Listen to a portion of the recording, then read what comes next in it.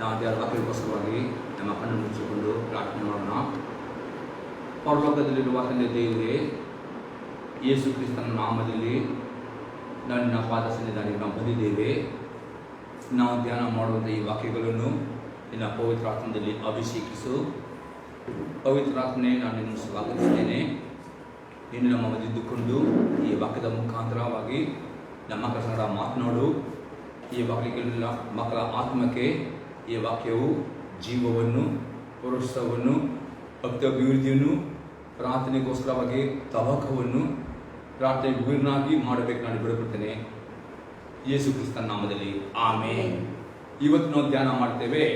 ನಾವು ಮೊನ್ನೆ ಶುಕ್ರವಾರ ಶನಿವಾರ ನೋಡ್ತೇವೆ, ಅನ್ಯ ಭಾಷೆಯಲ್ಲಿ ಪ್ರಾರ್ಥನೆ ಮಾಡೋದ್ರಿಂದ ಸಿಗುವಂಥ 60 ಪ್ರಯೋಜನಗಳ ಬಗ್ಗೆ ನಾವು ಸ್ಟಡಿ ಮಾಡ್ತಾ ಬಂದೇವೆ. ಮೊನ್ನೆ ನಾವು 35ನೇ ತನಕ ನೋಡಿದ್ದೇವೆ. ಇವತ್ತು 36ನೇ ಪ್ರಯೋಜನ ನಾವು ನೋಡೋಣ. 36ನೇ ಪ್ರಯೋಜನ ಇದು ಆಗಿದೆ.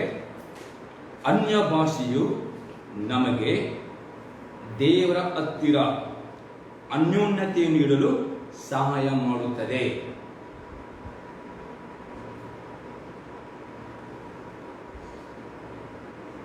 ಅನ್ಯ ಭಾಷೆಯು ನಮಗೆ ದೇವರ ಹತ್ತಿರ ಅನ್ಯೋನ್ಯತೆಯನ್ನು ಇಡಲು ಸಹಾಯ ಮಾಡುತ್ತದೆ.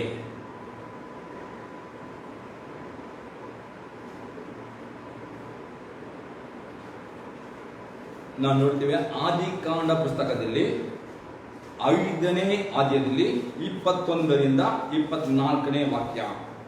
ಜೆನೆಸಿಸ್ ಚಾಪ್ಟರ್ 5 ವರ್ಸ್ 21 24 ತನಕ.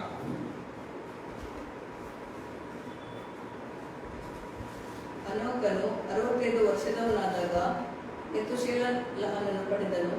ಮೆತುಶೇಲಹನು ಹುಟ್ಟಿದ ಮೇಲೆ ಹನೋಕನು ಗಂಡು ಹೆಣ್ಣು ಮಕ್ಕಳನ್ನು ಪಡೆದು ದೇವರ ಅನ್ಯೋನ್ಯತೆಯಲ್ಲಿ 300 ವರ್ಷ ಬದುಕಿದನು.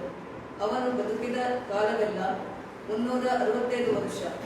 ಹನೋಕನು ದೇವರೊಂದಿಗೆ ಅನ್ಯೋನ್ಯವಾಗಿ ನಡೆದು ಕೊಳ್ಳುತ್ತಾ ಇರುವಾಗ ದೇವರು ಅವನನ್ನು ಕರೆದು ಕೊಂಡದ್ದರಿಂದ ಕಾಣದೆ ಹೋದನು. ನಾವು ನೋಡ್ತೇವೆ, ಹನೋಕನು ದೇವರ ಸಂಗಡ 300 ವರ್ಷ ಅನ್ಯೋನ್ಯತೆಯಲ್ಲಿ ಅವನು ಬದುಕಿದವನು ಎಂಬುದನ್ನು 300 ವರ್ಷ ಅವನ ದೇವರ ಸಂಗಡ ಅನ್ಯೋನ್ಯತೆಯಲ್ಲಿ ಇಟ್ಟುಕೊಂಡವನು ಎಂದು ನೋಡ್ತೇವೆ.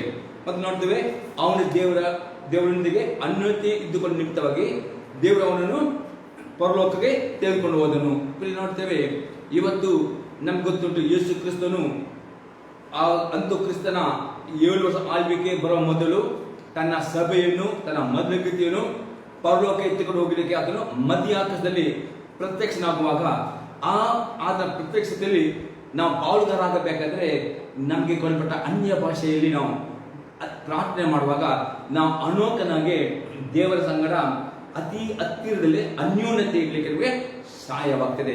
ಅನ್ಯ ಭಾಷೆಯ ಪ್ರಾರ್ಥನೆ ನಮಗೆ ದೇವರ ಸಂಗಡ ಅನ್ಯೋನ್ಯತೆ ನೀಡಲಿಕ್ಕೆ ಮತ್ತು ದೇವರಿಗೆ ಮೆಚ್ಚಿಕೊಂಡು ನಡೀಲಿಕ್ಕೆ, ದೇವರ ಸಂಗಡನೆ ನಡೀಲಿಕ್ಕೆ ಸಾಧ್ಯವಾಗಿದೆ. ನೋಡ್ತೇವೆ, ಹನೋಕನು ಏನ್ ಮಾಡ್ತಾರೆ ಅಂದ್ರೆ 300 ವರ್ಷ ದೇವರ ಅನ್ಯೋನ್ಯತೆಯನ್ನು ಬದುಕಿದ್ರು ಮಾಡ್ತೇವೆ.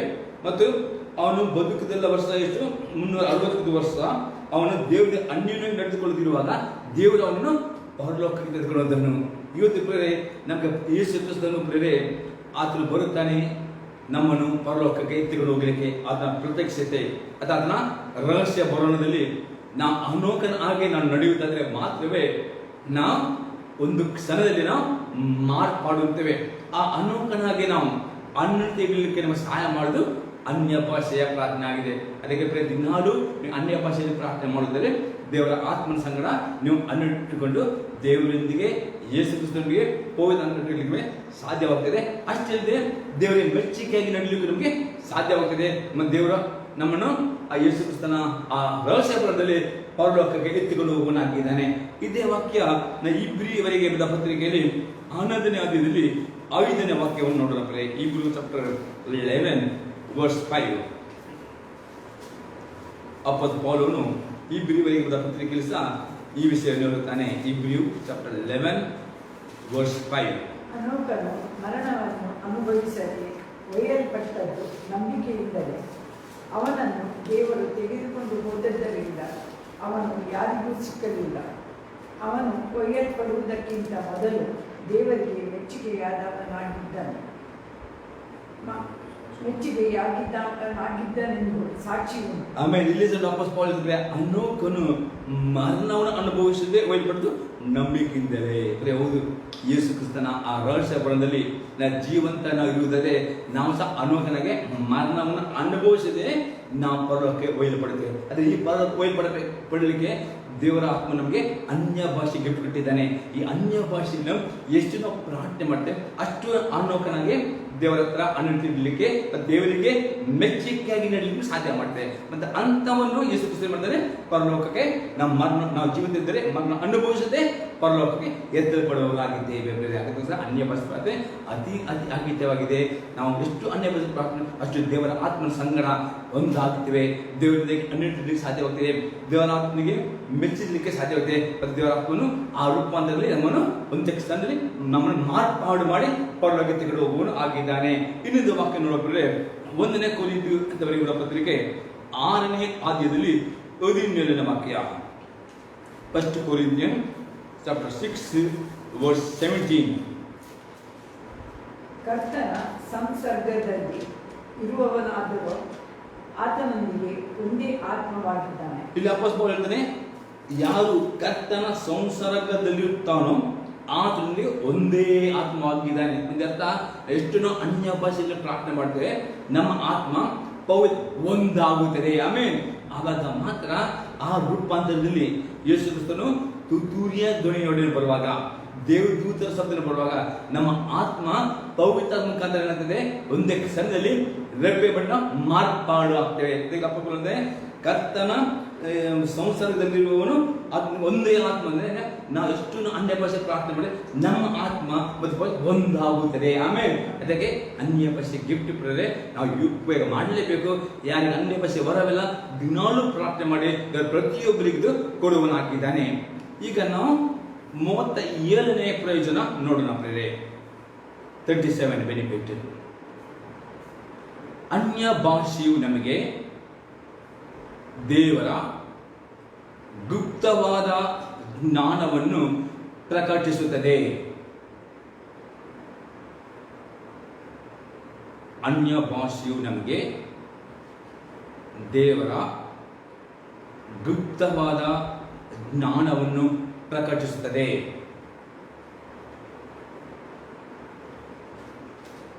ನಾವು ನೋಡ್ತೇವೆ ಪ್ರಸಂಗಿಯ ಪುಸ್ತಕ 10ನೇ ಅಧ್ಯಾಯದಲ್ಲಿ 10ನೇ ವಾಕ್ಯದಲ್ಲಿ 2ನೇ ಭಾಗ ಪ್ರೇರೆ. ಎಕ್ಲೆಸಿಯಸ್ ಚಾಪ್ಟರ್ 10 ವರ್ಸ್ 10 ನಲ್ಲಿ ಸೆಕೆಂಡ್ ಪಾರ್ಟ್.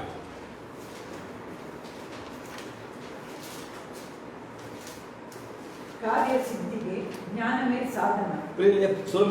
ಕಾರ್ಯ ಸಿದ್ಧಿಗೆ ಜ್ಞಾನವೇ ಏನು ಕಾರಣ ಅಲ್ಲ, ಸಾಧನ. ಹಾಗಾದ್ರೆ ದೇವರು ನಮಗೆ ಕೊಟ್ಟಂತ ಸೇವೆಯನ್ನು ಅಥವಾ ನಮ್ಮ ಕಾರ್ಯವನ್ನು ಸಿದ್ಧಿ ತರಬೇಕಾದ್ರೆ ದೇವರ ಜ್ಞಾನ ನಮಗೆ ಬೇಕು. ಬರೆಯದೆ ದೇವರಿಂದ ನಾವು ಜ್ಞಾನವನ್ನು ಹೊಂದಿಕೊಳ್ಳುವಾಗ ದೇವರು ಏನು ನಮಗೆ ತಾಲಂತು ಕೊಟ್ಟಿದ್ದನೋ, ವರಗಳು ಕೊಟ್ಟಿದ್ದನೋ, ಅದು ಏನು ಸೇವೆ ಅದನ್ನು ಕಾರ್ಯ ಸಿದ್ಧಿಗೆ ಅದಕ್ಕೆ ಉಪಯೋಗವಾಗ್ತದೆ.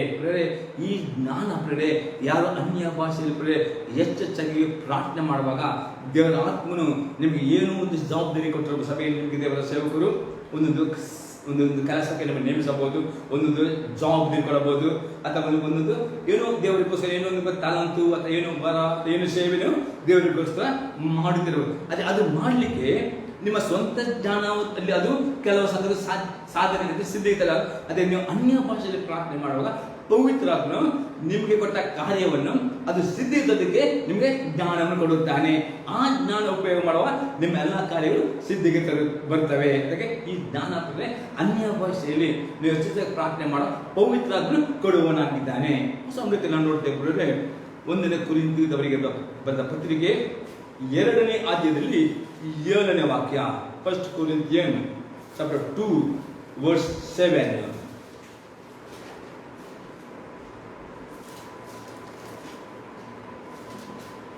ಇದುವರೆಗೆ ಗುಪ್ತವಾಗಿದ್ದ ಸತ್ಯಾರ್ಥವನ್ನು ತಿಳಿಸುವಲ್ಲಿ ದೇವರ ಜ್ಞಾನವನ್ನೇ ಹೇಳುತ್ತೇವೆ. ಅದು ಯಾವುದೆಂದರೆ, ದೇವರು ನಮ್ಮ ಮಹಿಮೆಗಾಗಿ ಲೋಕ ಉತ್ಪತ್ತಿಗಿಂತ ಮೊದಲೇ ನೇಮಿಸಿ ಇದುವರೆಗೆ ಮರೆ ಮಾಡಿದ ಜ್ಞಾನವೇ. ಇಲ್ಲಿ ಅಪೊಸ್ತಲ ಪೌಲ ಅಂತ ಅಪೊಸ್ತಲ ಪೌಲನು ಸಭೆಗೆ ಬೋಧಕನು ಆಗಿದ್ದಾನೆ, ಬೋಧನೆ ಕೊಡೋದ್ರೆ ನಿಮಗೆ ಕೊಲ್ಪಟ್ಟಂದ್ರೆ ದೇವರ ವಾಕ್ಯನ ಬೋಧಿಸಲಿಕ್ಕೂ ಅಥವಾ ದೇವರ ಸುವಾರ್ತೆ ಪ್ರಸಂಗಿಸಲಿಕ್ಕೂ ಪ್ರೇರೆ ಯಾರು ಅನ್ಯ ಭಾಷೆ ಹೆಚ್ಚಾಗಿ ಪ್ರಾರ್ಥನೆ ಮಾಡ್ತಿರೋ ಪವಿತ್ರಾತ್ಮನು ಸುವಾರ್ತೆ ಸಾರುವವರಿಗೆ ವಿಷಯದ ದೇವರ ವಾಕ್ಯದ ಅಡಕವಾದ ಜ್ಞಾನ ಕೊಡ್ತೇನೆ, ಹೇಗೆ ಸುವಾರ್ತೆ ಸಾರಿ ಆತ್ಮರು ಗೆಲ್ಲಬೇಕು ಎಂಬುದು. ಯಾಕಂದ್ರೆ ನಾವು ನೋಡ್ತೇವೆ ಜ್ಞಾನೋಕ್ತಿ ಪುಸ್ತಕದಲ್ಲಿ ಜ್ಞಾನಿಯು ಆತ್ಮಗಳನ್ನು ಆಕರ್ಷಿಸುತ್ತಾರೆ ಎಂಬುದಾಗಿದೆ. ಸುವಾರ್ತೆ ಹೇಳಿ ಆತ್ಮಗಳನ್ನು ಗೆಲ್ಲಬೇಕು ಅಥವಾ ಆತ್ಮ ಆಕರ್ಷಣೆ ಮಾಡಬೇಕಾದ್ರೆ ಅವರಿಗೆ ಜ್ಞಾನ ಬೇಕು. ಅನ್ಯ ಭಾಷೆಯಲ್ಲಿ ಪ್ರಾರ್ಥನೆ ಮಾಡುವಾಗ ಪವಿತ್ರ ಅವರಿಗೆ ಈ ವಾಕ್ಯದಲ್ಲಿ ಅಡಕವಾಗಿರುವ ಜ್ಞಾನವನ್ನು ಅವರಿಗೆ ಪ್ರಕಟಿಸುತ್ತಾನೆ. ಆ ಜ್ಞಾನದಿಂದ ಅವರು ಸುವಾರ್ತೆಗೊಳ್ಳುವಾಗ ಆ ಆತ್ಮಗಳು ಗೆಲ್ಲಲಿಕ್ಕೆ ಸಾಧ್ಯವಾಗುತ್ತದೆ. ಅದರಲ್ಲಿ ಯಾರಿಗೆ ದೇವರು ಸಭಾಪಾಲಕರಾಗಿ ಬೋಧಕರಾಗಿ ದೇವರು ಸೇವೆ ಕೊಟ್ಟಿದ್ರು, ಅವರು ತಮ್ಮ ಸೇವೆಯನ್ನು ಅಂದರೆ ದೇವರ ವಾಕ್ಯವನ್ನು ದೇವರ ಮಕ್ಕಳಿಗೆ ಚೆನ್ನಾಗಿ ಬೋಧಿಸಬೇಕಾದ್ರೆ ಅವರ ಅನ್ಯ ಭಾಷೆಯಲ್ಲಿ ಹೆಚ್ಚು ಪ್ರಾರ್ಥನೆ ಮಾಡಿದ್ರೆ ಪವಿತ್ರಾತ್ಮನು ದೇವರ ವಾಕ್ಯವನ್ನು ಬೋಧಿಸಲಿಕ್ಕೆ ವಾಕ್ಯದ ಅಡಕವಾಗಿರೋ ಗುಪ್ತದ ಜ್ಞಾನವನ್ನು ಪ್ರಕಟಿಸುತ್ತಾನೆ. ಇದು ಅನ್ಯ ಭಾಷೆ ಪ್ರಾರ್ಥನೆ ಮಾಡುವವರಿಗೆ ಮಾತ್ರ ಸಿಗುವಂತ ಇದು ವರದಾನವಾಗಿದೆ. ಅದಕ್ಕೆ ಅನ್ಯ ಭಾಷೆ ಪ್ರಾರ್ಥನೆ ಅತಿ ಅಗತ್ಯವಾಗಿದೆ. ಎಷ್ಟು ನೀವು ಅನ್ಯ ಭಾಷೆ ಪ್ರಾರ್ಥನೆ ಮಾಡಿದ್ರೆ ಅಷ್ಟು ದೇವರ ತಮಗೆ ವಾಕ್ಯದಲ್ಲಿ ಅಡಕವಾಗಿರೋ ಗುಪ್ತವಾದ ಜ್ಞಾನವನ್ನು ಕೊಡುತ್ತಾನೆ. ಮತ್ತು ಆಗ ನಿಮಗೆ ಸುವಾರ್ತೆ ಸಾರಿ ಆತ್ಮವನ್ನು ತರಲಿಕ್ಕೆ ಅಥವಾ ಏನು ಸೇವೆ ಕೊಟ್ಟಿದ್ದೋ ಆ ಸೇವೆ ಸಕ್ಸಸ್ಫುಲ್ ಅಂದರೆ ಯಶಸ್ವಿಯಾಗಿ ಮಾಡಲಿಕ್ಕೆ ಸತ್ಯರಾಗುತ್ತೀರಿ. ಆಮೇಲೆ ಇಲ್ಲದ್ರೆ ಆಗ್ತದೆ ನಿಮ್ಮ ಸ್ವಂತ ಬುದ್ಧಿಯಲ್ಲಿ ನೀವು ಎಷ್ಟೋ ಸುವಾರ್ತೆ ಕೊಟ್ಟರು, ಎಷ್ಟು ಇದು ಮಾಡಿದ್ರು, ಅಲ್ಲಿ ಅದು ಕಾರ್ಯವನ್ನು ಸಿದ್ಧಿಗೆ ತರಲಿಕ್ಕೆ ಆಗುವುದಿಲ್ಲ.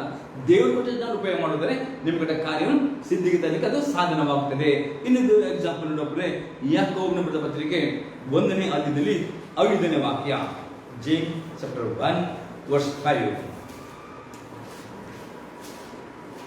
ನಿಮ್ಮಲ್ಲಿ ಯಾವನಿಗಾದರೂ ಜ್ಞಾನ ಕಡಿಮೆಯಾಗಿದ್ದರೆ ಅವನು ದೇವರನ್ನು ಕೇಳಿಕೊಳ್ಳಲಿ, ಅದು ಅವನಿಗೆ ದೊರಕುವುದು. ದೇವರು ಹಂಗಿಸದೆ ಎಲ್ಲರಿಗೂ ಉದಾರ ಮನಸ್ಸಿನಿಂದ ಕೊಡುವವರಾಗಿದ್ದಾರೆ. ಇಲ್ಲಿ ಯಾಕೋ ಬಂದ್ರೆ ನಿಮ್ಮಲ್ಲಿ ಯಾವನಿಗಾದರೂ ಜ್ಞಾನ ಕಡಿಮೆಯಾಗಿದ್ದರೆ ಅವನು ದೇವರನ್ನು ಕೇಳಿಕೊಳ್ಳಿ, ಅದು ಅವನಿಗೆ ದೊರಕುವುದು.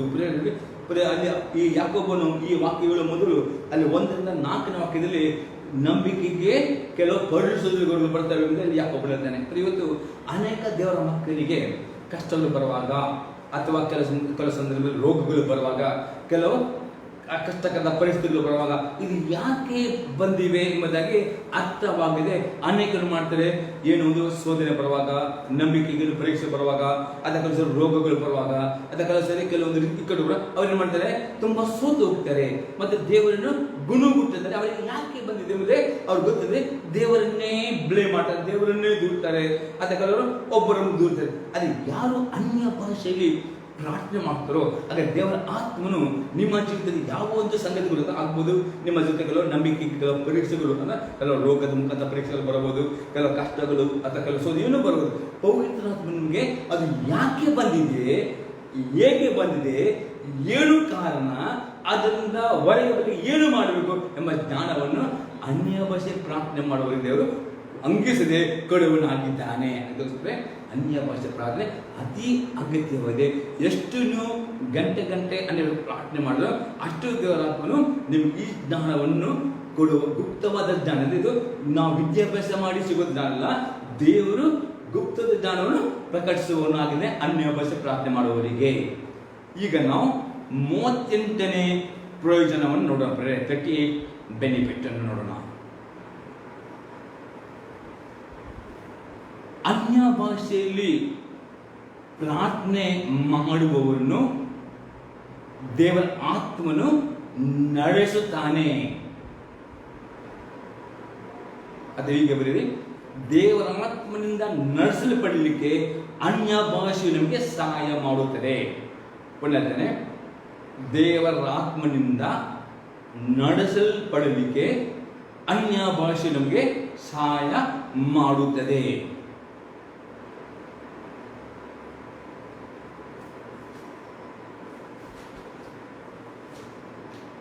ರೋಮಾಪುರದವರಿಗೆ ಬರೆದ ಪತ್ರಿಕೆ 8ನೇ ಅಧ್ಯಾಯದಲ್ಲಿ 14ನೇ ವಾಕ್ಯ, ರೋಮನ್ಸ್ 8:14.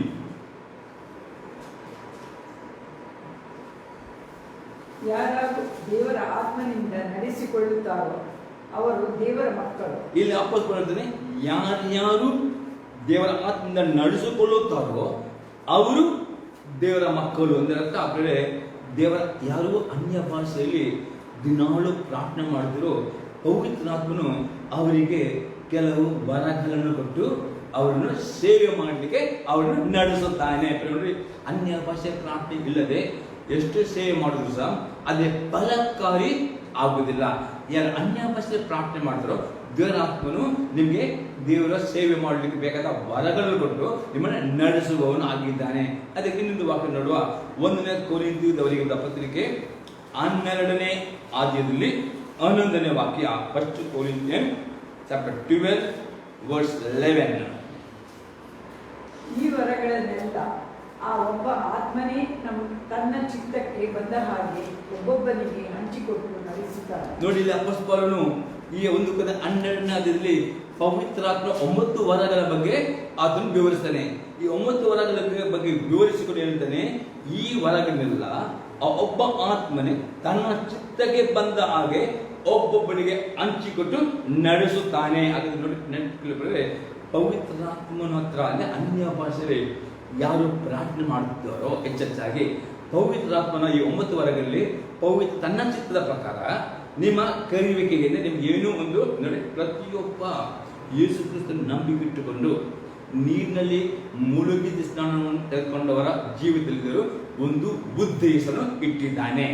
ಆ ಉದ್ದೇಶ ಅನ್ಯ ಭಾಷೆ ಪ್ರಾರ್ಥನೆ ಮಾಡುವ ದೇವರ ಆತ್ಮನಿಗೆ ಸರಿಯಾಗಿ ತಿಳಿಯಪಡಿಸುತ್ತಾನೆ. ಅಷ್ಟೇ ಅಲ್ಲದೆ ನೀವು ದಿನಾಲೂ ಇನ್ನು ಹೆಚ್ಚಾಗಿ ಅನ್ಯ ಭಾಷೆ ಪ್ರಾರ್ಥನೆ ಮಾಡುವ ಆ ದೇವರ ಉದ್ದೇಶ ನೆರವೇರಿಸಲಿಕ್ಕೆ ಆತನು ತನ್ನ ವರಗಳನ್ನು ಕೊಟ್ಟು ನಿಮ್ಮನ್ನು ನಡೆಸುತ್ತಾನೆ. ಅನ್ಯ ಭಾಷೆ ಪ್ರಾರ್ಥನೆ ಇಲ್ಲದಿದ್ದರೆ, ಅನ್ಯ ಭಾಷೆ ಪ್ರಾರ್ಥನೆ ಮಾಡದಿದ್ದರೆ ನಿಮಗೆ ಒಟ್ಟ ಸೇವೆಯನ್ನು ಮಾಡಲಿಕ್ಕೆ ನಿಮಗೆ ನಿಮ್ಮ ಸ್ವಂತ ಜ್ಞಾನದಲ್ಲಿ ಹೋಗ್ತೀರಿ, ಆದರೆ ನಿಮಗೆ ಅಲ್ಲಿ ಆ ಒಂದು ಫಲಕಾರಿ ಒಂದು ಅದೇ ಅನ್ಯ ಭಾಷೆ ಪ್ರಾರ್ಥನೆ ಮಾಡುವಾಗ ಪವಿತ್ರಾತ್ಮನು ಆಗ್ಬೋದು. ಎಕ್ಸಾಂಪಲ್ ಬರೆದರೆ ನನ್ನ ಎಕ್ಸಾಂಪಲ್ ಹೇಳ್ತಾರೆ, ದೇವರ ಆತ್ಮನು ನನಗೆ ರೋಗಿಗಳಿಗೋಸ್ಕರ ಪ್ರಾರ್ಥನೆ ಮಾಡಲಿಕ್ಕೆ ಒಂದು ವೇಳೆ ನನಗೆ ಹೇಳುವುದಾದ್ರೆ ಆ ನಂಬಿಕೆಯಿಂದ ನಾನು ರೋಗಿಗಳಿಗೆ ಕೈ ಇಟ್ಟು ಪ್ರಾರ್ಥಿಸುವಾಗ ಪವಿತ್ರ ಆ ಮೂಮೆಂಟ್ನಲ್ಲಿ ಆ ರೋಗಿಗೆ ಪ್ರಾರ್ಥನೆ ಹೇಗೆ ಮಾಡಬೇಕು, ಯಾವ ಕಾರಣದಿಂದ ರೋಗ ಬರ್ತದೆ, ಹೇಗೆ ಬಂದಿರಬೇಕು ದೇವರ ಆತ್ಮನು ವರಗಳು ಕೊಟ್ಟು ನಡೆಸುತ್ತಾನೆ. ಅನ್ಯ ಭಾಷೆ ಪ್ರಾರ್ಥನೆ ಇಲ್ಲದೆ ಒಂದು ನಾವು ರೋಗಿಗೆ ಪ್ರಾರ್ಥನೆ ಮಾಡಿದರೆ ಕೆಲವೊಂದು ರೋಗಗಳು ಗುಣವಾಗುವುದಿಲ್ಲ. ಅದು ಯಾಕೆ ಬಂದರೆ ಪ್ರತಿಯೊಂದು ಕಾರಣ ಗೊತ್ತಾಗುವುದಿಲ್ಲ. ಅನ್ಯ ಭಾಷೆ ಪ್ರಾರ್ಥನೆ ಮಾಡಬಹುದು ವರಗಳು ಕೊಟ್ಟು ನಿಮಗೆ ಯಾವ ಸೇವೆಯನ್ನು ಕರೆದಿದ್ರು ಆ ಸೇವೆ ಮಾಡಿ ಬೇಗ ವರಗಳು ಕೊಟ್ಟು ಉಪಯೋಗ ಮಾಡುತ್ತಾನೆ. ಇನ್ನೊಂದು ಎಕ್ಸಾಂಪಲ್, ದೇವರ ಆತ್ಮ ನನಗೆ ಸಭಾಪಾಲಕರಾಗಿ ದೇವರ ವಾಕ್ಯವನ್ನು ಬೋಧಿಸಲಿಕ್ಕೆ ಈ ಸೇವೆ ಕೊಡುವಾಗ ಅನ್ಯ ಭಾಷೆ ಪ್ರಾರ್ಥನೆ ಮಾಡುವಾಗ ಪವಿತ್ರ ಯಾವ ವಾಕ್ಯವನ್ನು ಹೇಗೆ ಬೋಧಿಸಬೇಕು ಎಂಬುದಾಗಿ ಆ ವರಗಳು ಕೊಟ್ಟು ಎಂದರೆ ನಡೆಸುತ್ತಾರೆ. ಹಾಗಿದ್ರೆ ಅನ್ಯ ಭಾಷೆ ಪ್ರಾರ್ಥನೆ ಮಾಡುವಾಗ ಪವಿತ್ರಾತ್ಮನು ನಿಮಗೆ ಕರೆದ ಸೇವೆಗೆ ವರಗಳು ಕೊಟ್ಟು ನಿಮ್ಮನ್ನು ಉಪಯೋಗಿಸುವವನು ಆಗಿದ್ದಾನೆ. ಇನ್ನೊಂದು ಎಕ್ಸಾಂಪಲ್ ಅರ್ಥ ಆಗಲಿಕ್ಕಿಲ್ಲ. ಒಂದು ದಿನ ತುಂಬ ಎಕ್ಸಾಂಪಲ್ ಉಂಟು. ಒಂದು ಎಕ್ಸಾಂಪಲ್ ಇದ್ದಾನೆ, ಒಂದು ಕುಟುಂಬಕ್ಕೆ ಸುವಾರ್ತೆ ಹೇಳಲಿಕ್ಕೆ ನನಗೆ ಒಂದು ಅವಕಾಶ ಸಿಕ್ಕಿತ್ತು ಬೇರೆ. ಆ ಸುವಾರ್ತೆ ಹೇಳುವಾಗ ಆ ಕುಟುಂಬದಲ್ಲಿ ಗಂಡ ಹೆಂಡತಿ ಅವರ ಮಕ್ಕಳಿದ್ದರು. ಆ ಹೆಂಡತಿ ಮಕ್ಕಳು ಯೇಸುವನ್ನು ಕರ ಮಾಡಿದರು, ನೀರಿನಲ್ಲಿ ಮುಳುಗಿ ದೇಶ ಅಂದ್ಕೊಂಡಿದ್ದರು. ಗಂಡ ಮಾತ್ರ ಅಂದರೆ ಸಭೆಗೆ ಹೋಗ್ತಿದ್ದನು, ಆದರೆ ಅವನು ಯೇಸು ಕ್ರಿಸ್ತನಿಗೆ ಕರ ಮಾಡಲಿಲ್ಲ, ನೀರು ಮುಳುಗಿ ದೇಶ ಅಂದುಕೊಳ್ಳಲು ಅವನಿಲ್ಲ. ಅಂದರೆ ಅವನಿಗೆ ಆ ಸುವಾರ್ತೆ ಅವನಿಗೆ ಅರ್ಥ ಆಗಲಿಕ್ಕೆ ಯಾಕೆ ಎಂಬುದಾಗಿ ನನಗೆ ಆ ಮನೆಯಲ್ಲಿ ಒಂದು ಅವಕಾಶ ಸಿಕ್ಕಿದ್ದು. ನಾನು ಅನ್ಯ ಭಾಷೆ ಪ್ರಾರ್ಥನೆ ಮಾಡಿ ಅವರಿಗೆ ಸುವಾರ್ತೆ ಕೊಡುವಾಗ ಅದು ಒಂದು ವಾಕ್ಯ ದೇವರಾತ್ಮ ನನಗೆ ಹೇಳಿದನು. ಆ ವಾಕ್ಯ ಅವರಿಗೆ ಬಿಡಿಸಿಕೊಂಡು ಅದರ ಅರ್ಥವನ್ನೇ ಹೇಳಬೇಕು ಎಂದು ನನಗೆ ನಡೆಸುವಾಗ ಆ ವಾಕ್ಯ ಅಂದರೆ ಆ ಸುವಾರ್ತೆ ಹೇಳುವ ಒಂದು ವಾಕ್ಯವನ್ನು ನಾನು ಬಿಡಿಸಿ ಅದರ ಪರಿಪೂರ್ಣ ಅರ್ಥ ಹೇಳುವಾಗ ಆ ಗಂಡಸರಿದ್ದರು ಪಾಸ್ಟರ್ ಎಷ್ಟೋ ಜನರು ನನಗೆ ಸುವಾರ್ತೆ ಹೇಳಿದರು, ನನಗೆ ಅರ್ಥವಾಗಲ್ಲ. ನೀವು ಈಗ ಈ ಒಂದು ವಾಕ್ಯ ನನಗೆ ಅರ್ಥವಾಯಿತು, ಈಗ ನನಗೆ ಬೇಕು ನಾನು ಸ್ವೀಕಾರ ಮಾಡ್ತಾರೋ ಒಪ್ಪಿಕೊಂಡರು. ಮತ್ತು ಪರಿಪೂರ್ಣ ಅವರ ಜೀವಿತನು ಅವ್ರು ನೀರನ್ನು ತೆಗೆದುಕೊಂಡು ಒಪ್ಪಿಕೊಂಡಿರ್ತಾರೋ ಯೇಸು ಕ್ರಿಸ್ತನ ವಿಶ್ವಾಸಾಗಿದ್ದಾರೆ. ಅಂದರೆ ನೋಡಿ, ಎಷ್ಟು ಜನ ಅವರಿಗೆ ಸೋತು ಕೊಟ್ಟಿದ್ದಾರೆ, ಅವರು ಅಪೋಸ್ ಮಾಡಲಿಲ್ಲ, ಆದರೆ ಅವರಿಗೆ ಅದು ಅರ್ಥವಾಗಲಿಲ್ಲ. ಅವರಿಗೆ ತುಂಬ ಮಂದಿ ಹೇಳಿದ್ದಾರೆ. ಆದರೆ ಇವತ್ತು ನೀವು ಈ ವಾಕ್ಯವನ್ನು ಬಿಡಿಸಿ ಇರುವಾಗ ನನಗೆ ಅರ್ಥವಾಯಿತು ಏನು ಯಾಕೆ ಯೇಸುವಿನ ಕರ ಮಾಡಬೇಕು ಎಂಬುದಾಗಿ. ಹಾಗೆ ನಿಮಗೆ ಕೊಡಲ್ಪಟ್ಟ ಅವರು ನಿಮಗೆ ಸುವಾರ್ತೆ ಸೇವೆ ಮಾಡಲಿಕ್ಕೆ ದೇವರು ಅವಕಾಶಿಸುವುದಾದರೆ ನೀವು ಆ ಸುವಾರ್ತೆ ಸೇವೆ ಮಾಡುವಾಗ ಆ ಆತ್ಮ ಅವರಿಗೆ ಗೆಲ್ಲಬೇಕು. ಅಂದರೆ ಆತ್ಮಕ್ಕೆ ಏನಾಗಬೇಕು, ನೀವು ಕೊಟ್ಟು ಸುವಾರ್ತೆ ಅವರಿಗೆ ಮುಟ್ಟಬೇಕು, ಅವರ ಆತ್ಮಕ್ಕೆ ಅದು ತಾಗಬೇಕು, ಅವರ ಆತ್ಮಕ್ಕೆ ಟಚ್ ಆಗಬೇಕು. ಅದು ಆಗಬೇಕಾದ್ರೆ ನೀವು ಅನ್ಯ ಭಾಷೆಯಲ್ಲಿ ಪ್ರಾರ್ಥನೆ ಮಾಡ್ತಿರೋ ಪವಿತ್ರ ಆತ್ಮನು ಹೇಗೆ ಸುವಾರ್ತೆ ಕೊಡಬೇಕು, ಅವರಿಗೆ ಯಾವ ವಾಕ್ಯ ಅವರಿಗೆ ಬೇಕು ಆ ವಾಕ್ಯವನ್ನು ನಿಮ್ಮ ಜ್ಞಾನದಲ್ಲಿ ಎಷ್ಟು ವಾಕ್ಯ ಹೇಳ್ಬೋದು. ಅನೇಕರು ಮಾಡಿ ಸೋತ ಕೊಡುವ ಆದಿಯಿಂದ ಪ್ರಕಟಣೆ ಅಂತ ಹೇಳ್ತಾರೆ, ಒಂದು ವಾಕ್ಯ ಒಳಗೆ ಹೋಗುವುದಿಲ್ಲ. ಆದರೆ ಅನ್ಯ ಭಾಷೆ ಪ್ರಾರ್ಥನೆ ಮಾಡೋ ಹೋಗಿದ್ದಲ್ಲ ಅವರಿಗೆ ಯಾವ ವಾಕ್ಯ ಬೇಕು ಆ ವಾಕ್ಯ ನಿಮಗೆ ಜ್ಞಾನ ಕೊಟ್ಟರು ಅದು ವಿವರಿಸಲಿಕ್ಕೆ ದಸೋದಕ್ಕೆ ಉಪಯೋಗ ಮಾಡೋ ಆ ವಾಕ್ಯ ಅವರಿಗೆ ಟಚ್, ಅವರ ಆತ್ಮಕ್ಕೆ ಅದು ಮುಟ್ಟುತ್ತದೆ. ಮತ್ತು ದೇವರ ಆತ್ಮವನ್ನು ಒಂದೇ ಸರಿ ಬರಬಹುದು ಅಥವಾ ಕ್ರಮೇಣ ಆದರೂ ಕರ್ತನ ಕಡೆಗೆ ಅವನು ಬರಲಿಕ್ಕೆ ದೇವರು ನಡೆಸುತ್ತಾನೆ. ಆಮೇಲೆ ಮತ್ತು ಇನ್ನೊಂದು ಎಕ್ಸಾಂಪಲ್ ಇಟ್ಕೊಂಡ್ರೆ, ಒಂದು ಕುಟುಂಬ ನನಗೆ ಪರಿಚಯವಿಲ್ಲ, ಒಂದು ಅವರ ಫ್ರೆಂಡ್ ಅಂದರೆ ಅವರ ಒಂದು ಪರಿಚಯ ಒಂದು ಕುಟುಂಬ, ಅವರದ್ದು ಫ್ರೆಂಡ್, ಅವರು ಬೊಂಬೈಲಿರೋರು. ಅವರು ಹೇಳಿದವರು ಅವರ ಹೆಂಡತಿ ರಕ್ಷಣೆಗೆ ಬಂದಿದ್ದಾರೆ, ಗಂಡ ಬರಲಿಲ್ಲ. ಅವರು ಈ ಕುಟುಂಬಕ್ಕೆ ಬಂದವರು ಅವರು ನನಗೆ ಪರಿಚಯ ಉಂಟು. ಅವರೆಲ್ಲರೂ ನಿಮ್ಮ ಪಾಸ್ಟರ್ ಕರೀರಿ, ನನ್ನ ಗಂಡನಿಗೆ ಹೇಗಾದರೂ ಸೋದರಿಂದ ಅವರು ತುಂಬ ಹೆಂಡತಿ ತುಂಬ ಖಂಡಿತ ಪ್ರಾರ್ಥನೆ ಮಾಡ್ತಾರು, ತನ್ನ ಗಂಡ ರಕ್ಷಣೆ ಬರಬೇಕು ಎಂಬುದಾಗಿ ನನಗೆ ಅವರು ಕರೆದರು ಮನೆಗೆ. ನಿಜವಾಗಿ ಆ ಗಂಡ ಸ್ವಲ್ಪವೂ ನನಗೆ ಪರಿಚಯವಿಲ್ಲ, ಏನೂ ಅವರು ಅಂದರೆ ಹೊಸ ವ್ಯಕ್ತಿ. ಅದರಲ್ಲಿ ಹೆಂಡತಿ ಮತ್ತು ಅವ್ರ ಕುಟುಂಬದ ಅಷ್ಟೇ ಹೇಗಾದರೂ ಇವಾಗ ಗಂಡನಿಗೆ ಸೋದರ ತುಂಬ ಕೂಗುತ್ತಾರೆ. ಆಯಿತು ನೋಡಿ, ನೀವು ಒಳಗೆ ಪ್ರೇರಣೆ ಮಾಡಿ ನಾನು ಕೊಡುತ್ತೇನೆ. ನನ್ನ ಜೀವಿತದಲ್ಲಿ ಅನ್ಯ ಭಾಷೆ ಸಿಕ್ಕಿದಂಥ ದಿನಾಲೂ ನಾನು ಅನ್ಯ ಭಾಷೆಯನ್ನು ಪ್ರಾರ್ಥನೆ ಮಾಡುವ ರೂಢಿ ಮಾಡಿಕೊಂಡೆ. ನಾನು ಆಯಿತು ಅಂದರೆ ಅವರಿಗೆ ಕೊಡಲೇಬೇಕಾಯ್ತು. ಹಾಗಾಗಿ ನೀವು ಪ್ರಾರ್ಥನೆ ಮಾಡಿ ದೇವರ ಆತ್ಮನ್ನು ಸಹಾಯ ಮಾಡ್ತಾನೆ. ನಾವು ಸ್ವಾರ್ಥ ಕೊಟ್ಟೆ. ಆ ವ್ಯಕ್ತಿ ಪ್ರೇರಣೆ ತುಂಬ ಹೊತ್ತು ಚರ್ಚೆ ಮಾಡಿದ್ರು. ಆದರೂ ಪವಿತ್ರ ಆತ್ಮನಿಗೆ ಅವರ ಪ್ರತಿಯೊಂದು ಪ್ರಶ್ನೆಗೆ ಉತ್ತರ ಕೊಟ್ಟು ಅವರಿಗೆ ನಾನು ಬಿಡದೆ, ಎಷ್ಟು ಚರ್ಚೆ ಮಾಡಿದ್ರು ಬಿಡದೆ ಅವರಿಗೆ ವಾಕ್ಯ ಕೊಟ್ಟಿದ್ದ ಜ್ಞಾನ ಕೊಟ್ಟು ಅವರಿಗೆ ಲಾಸ್ಟ್ ತನಕ ಅವರು ಸೋತು ಹೋಗೋ ತನಕ ನಾನು ಬಿಡಲಿಲ್ಲ. ದೇವರಾತ್ಮನಿಗೆ ಅವ್ರ ಪ್ರತಿಯೊಂದು ಪ್ರಶ್ನೆಗೆ ವಾಕ್ಯ ಕೊಟ್ಟು ಅವರೇ ಸೋತು ಹೋದರು. ಆ ದೇವರಾತ್ಮನಲ್ಲಿ ಸೋತು ಬಳಿ ನಡೆಸಿದ್ರು, ಅವರ ಪರಿಚಯ ಇಲ್ಲದೆ. ಲಾಸ್ಟ್ ಪ್ರೇರಣೆ ಅಷ್ಟಾದ ನಂತರ ಅವ್ರು ಕಂಪ್ಲೀಟ್ ಸೋತು ಅವರು ಒಪ್ಪಿಕೊಳ್ಳಬೇಕಾಯ್ತು. ಆ ಮೂಮೆಂಟ್ ಅಲ್ಲಿ ಸ್ವೀಕಾರ ಮಾಡಲಿಲ್ಲ. ನಾನು ಮನೆಗೆ ಬಂದ ನಂತರ ಅವ್ರು ಹೆಂಡತಿ ಆ ಪಾಸ್ಟರ್ ಕೊಟ್ಟ ಸುವಾರ್ತೆ ನನಗೇನೂ ನನ್ನ ಆತ್ಮದಲ್ಲಿ ನನಗೇನೂ ಒಂದು ಪಶ್ಚಾತ್ತಾಪ ಬಂತು. ಇವತ್ತಿನ ರಾತ್ರಿ ಅವ್ರ ಸ್ವೀಕಾರ ಮಾಡಿದಾರಂತೆ ಬರಲಿ. ಮತ್ತು ಈಗ ಸುಮಾರು ಅಂತ ನನಗೆ ಸಿಗುವಾಗ ಬೊಂಬೆಯವರು ಸಿಕ್ಕಿದ್ರೆ ಅವರೆಲ್ಲ ಫಸ್ಟ್ ಈಗ ನಾನು ಲೀಡರ್ ಆಗಿದ್ದೀನಿ ಸಭೆಯಲ್ಲಿ ಅಂತ ತಗೊಂಡ್ರೆ ಆ ರೀತಿ ನಿಮಗೆ ಕೊಟ್ಟಪಟ್ಟ ಸೇವೆ, ಸುವಾರ್ತೆ ಸೇವೆ ಆಗ್ಬೋದು, ಯಾವ ಸೇವೆ ಆಗ್ಬೋದು, ಆ ಸೇವೆ ನಿಮ್ಮ ಜ್ಞಾನದಿಂದ ಹೋದರೆ ಸೋತು ಹೋಗಿದೆ. ನನ್ನ ಜ್ಞಾನ ಹೋದರೆ ನಿಜ ಅವರು ಆರ್ಗ್ಯುಮೆಂಟ್ ಮಾಡಿ ಸೋತು ಹೋಗ್ತಿದೆ. ಅದೇ ಪವಿತ್ರಾತ್ಮನ ಕೂಡ ಜ್ಞಾನ ಹೋಗುವಾಗ ಅವರು ಸೋತೋದ್ರು, ನನಗೆ ಜಯ ಕೊಟ್ಟದ್ದು ಮತ್ತು ಆ ವಾಕ್ಯ ಅವರಲ್ಲಿ ಕಾರ್ಯವಾಯಿತು. ಆ ರೀತಿ ನಿಮಗೆ ಕೊಟ್ಟ ಕೆಲಸವನ್ನು ನಿಮ್ಮ ಸೇವೆಯನ್ನು ಯಶಸ್ವಿಯಾಗಿ ಮಾಡಬೇಕಾದ್ರೆ ಪವಿತ್ರಾತ್ಮನ ವರಗಳನ್ನು ನಡೆಸಬೇಕಾದ್ರೆ ಅನ್ಯ ಭಾಷೆ ಪ್ರಾರ್ಥನೆ ಅತಿ ಅಗತ್ಯವಾಗಿದ್ದಾಗ ಆ ಮೂಮೆಂಟಿಗೆ ಆ ವರಗಳು ಕೊಟ್ಟು ಉಪಯೋಗಿಸುವವನಾಗಿದ್ದಾನೆ. ಇನ್ನೊಂದು ಎಕ್ಸಾಂಪಲ್ ನೋಡೋಬ್ರೆ, ಯೋನ ಸುವಾರ್ತೆ 16ನೇ ಅಧ್ಯಾಯದಲ್ಲಿ 13ನೇ ವಾಕ್ಯ, ಜಾನ್ ಗಾಸ್ಪಲ್ ಚಾಪ್ಟರ್ 16 verse 13.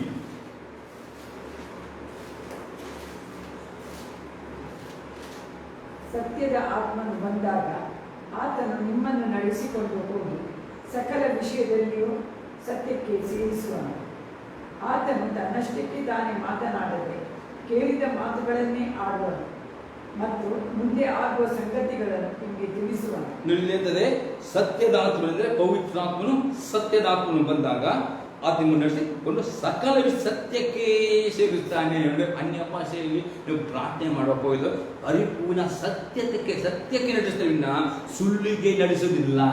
ಆಗ ನಿಮಗೆ ಸುಳ್ಳು ಬೋಧನೆ ಯಾವುದು, ಸುಳ್ಳು ಪ್ರವಾದನೆ ಯಾವುದು ವಿವರಿಸಲಿಕ್ಕೂ ಸತ್ಯದಾಗ್ತದೆ. ಅನ್ಯ ಭಾಷೆ ಪ್ರಾರ್ಥನೆ ಮಾಡುವುದೇನೆ ಪವಿತ್ರ ಮಾಡುವುದೇನೆ ಸತ್ಯದ ಆತ್ಮನು ಅದು ಸಂಪೂರ್ಣ ಸತ್ಯಕ್ಕೆ ನಡೆಸುತ್ತಾನೆ. ವಿನಾ ಸುಳ್ಳಿಗೆ ಸುಳ್ಳು ಬರುವಾಗ ಕೂಡಲೇ ಪವಿತ್ರ ಸಿಗ್ನಲ್ ಕೊಡ್ತಾನೆ, ಅದು ಸುಳ್ಳು, ಅದು ಸ್ವೀಕಾರ ಮಾಡಬೇಡ, ಅದು ಸುಳ್ಳು ಪ್ರವಾದನೆ, ಅದು ಸುಳ್ಳು ಬೋಧನೆ ಮತ್ತೆ ನಮಗೆ ಏನು ಸಿಗ್ನಲ್ ಕೊಡ್ತಾನೆ. ಅಷ್ಟೇ ಅದು ತನ್ನಷ್ಟೇ ತಾನೇ ಮಾತನಾಡದೆ ಕೇಳಿದ ಮಾತುಗಳನ್ನೇ ಆಡುವುದು. ಅಂದರೆ ಅದರ್ಥ ಪವಿತ್ರಾತ್ಮ ನಮಗೆ ದೇವರ ಚಿತ್ತ, ದೇವರ ಆಲೋಚನೆ ನಮಗೆ ಕೊಡುತ್ತಾನೆ ಅನ್ಯ ಭಾಷೆ ಪ್ರಾರ್ಥನೆ ಮಾಡುವವರಿಗೆ.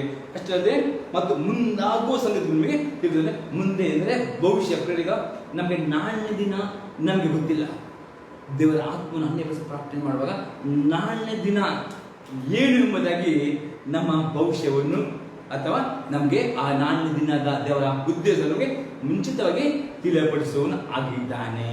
ಅನ್ಯ ಭಾಷೆಯಲ್ಲಿ ಪ್ರಾರ್ಥನೆ ಮಾಡುವವರಿಗೆ, ಅನ್ಯ ಭಾಷೆ ಪ್ರಾರ್ಥನೆ ಮಾಡಿದ್ರೆ ನಮಗೆ ನಾವು ಲೋಕದಲ್ಲಿ ಪೇಪರ್ ನ್ಯೂಸ್ ಓದುವಾಗ, TV ನ್ಯೂಸ್ ನೋಡುವಾಗ ನಮಗೆ ಭಯ ಬರ್ತದೆ. ಇವು ನಾಳೆ ಎಂತ ಆಗ್ತದೆ ಅಂದರೆ ನಿಜವಾಗಿ ಈ ಲೋಕದಲ್ಲಿ ನಾವು ಕೇಳುವ ವಾರ್ತೆ ಆಗಲಿ ಎಲ್ಲ ಭಯವನ್ನು ತೋರುತ್ತದೆ. ನಂಬಿಕೆಯನ್ನು ಹುಟ್ಟುತ್ತೆ ಯಾವುದುಂಟಾ? ಯಾವುದಿಲ್ಲ ಅಲ್ಲ. ನಾಳೆ ದಿನ ಎಂಬುದಾಗೆ ಭಯ ಬರ್ತದೆ. ಅದೇ ಅನ್ಯ ಭಾಷೆ ಪ್ರಾರ್ಥನೆ ವಿಶ್ವಾಸಿಗೆ ನಾಳೆ ದಿನದ ಭಯ ಬರುವುದಿಲ್ಲ. ನಾಳೆ ದಿನದ ಬಗ್ಗೆ ದೇವರಾದರೂ ಮುಂಚಿತವಾಗಿ ನಮಗೆ ತಿಳಿಯಪಡಿಸ್ತಾನೆ. ನಾಳೆ ದಿನ ಈ ರೀತಿ ಬರ್ತದೆ, ಬರುವ ವರ್ಷ ಈ ಬರ್ತದೆ ತಿಳಿಯಪಡಿಸ್ತಾನೆ. ಅನ್ಯ ಭಾಷೆ ಪ್ರಾರ್ಥನೆ ಮಾಡುವ ಅದಕ್ಕೆ ಅನ್ಯ ಭಾಷೆ ಪ್ರಾರ್ಥನೆ ಹೆಚ್ಚಾಗಿ ಪ್ರಾರ್ಥನೆ ಮಾಡಿ. ಆಗ ದೇವರಾದರೂ ನಿಮ್ಮ ಮುಂದಿನ ನಿಮ್ಮ ಮುಂಚಿತವಾಗಿ ನಿಮ್ಮ ಭವಿಷ್ಯವನ್ನು, ನಾಳೆ ದಿನವನ್ನು ಸಕಲ ಸತ್ಯಕ್ಕೆ ನಡೆಸ್ತಾನೆ. ನಿಮಗೆ ಸೇವೆಯಲ್ಲಿ ಉಪಯೋಗ ಮಾಡ್ತಾನೆ. ನೀವು ಭಯ ಪಡುವ ಆಗದೆ ಯಾವ ಒಂದು ನಿಮಗೆ ಒಂದು ಸೋತದ ಅವಕಾಶ ನೀವು ಭಯ ಪಡಬೇಕಿದ್ರೆ ಅನ್ಯ ಭಾಷೆ ಪ್ರಾರ್ಥನೆ ಮಾಡೋ ರೂಢಿ ಮಾಡಿ ನಿಮಗೆ ಯಾವ ಸಮಯದಲ್ಲಿಯೂ ಸೋತಗಳಿಗೆ ದೇವರ ಸಹಾಯ ಮಾಡುತ್ತಾನೆ. ಅದು ಯಾರು ಅನ್ಯ ಭಾಷೆ ಪ್ರಾರ್ಥನೆ ಮಾಡಲು ಅವರಿಗೆ ಒಂದು ಆತ್ಮಗೌರವ ಸಿಕ್ಕಿದರೂ ಸಹ ಸೋತಲ್ಲಿ ಎಂತ ಅವರಿಗೆ ಗಲಿಬಿಲಾಗಿದೆ. ಅನ್ಯ ಭಾಷೆ ಪ್ರಾರ್ಥನೆ ಮಾಡುವವರಿಗೆ ಯಾವ ಮೊಮೆಂಟಿಗೂ ಯಾವ ಸಂದರ್ಭದಲ್ಲಿಯೂ ಸುವಾರ್ತೆ ಕೊಡಬೇಕು ಅಥವಾ ಏನು ಮಾಡಲಿಕ್ಕೆ ಅವರಿಗೆ ಗಲಿಬಿಲಾದಾಗ ದೇವರ ಆತ್ಮ ಅವರಿಗೆ ಆ ಮೂಮೆಂಟ್ ಅವರಿಗೆ ಕೊಟ್ಟು ಬೇರೆ ಕೊಟ್ಟು ನಡೆಸುವವನು ಆಗಿದ್ದಾನೆ. ಈಗ ನಾವು 39ನೇ ಪ್ರಯೋಜನ ನೋಡ್ತೇವೆ. ಅನ್ಯ ಭಾಷೆಯಲ್ಲಿ ಪ್ರಾರ್ಥಿಸುವಾಗ ಪರಲೋಕವು ತೆರೆಯುತ್ತದೆ ಮತ್ತು ನಮ್ಮ ಸನ್ನಿವೇಶಗಳನ್ನು ಬದಲಾಯಿಸುತ್ತದೆ. ಅನ್ಯ ಭಾಷೆಯಲ್ಲಿ ಪ್ರಾರ್ಥಿಸುವಾಗ ಪರಲೋಕವು ತೆರೆಯುತ್ತದೆ ಮತ್ತು ನಮ್ಮ ಸನ್ನಿವೇಶಗಳನ್ನು ಬದಲಾಯಿಸುತ್ತದೆ.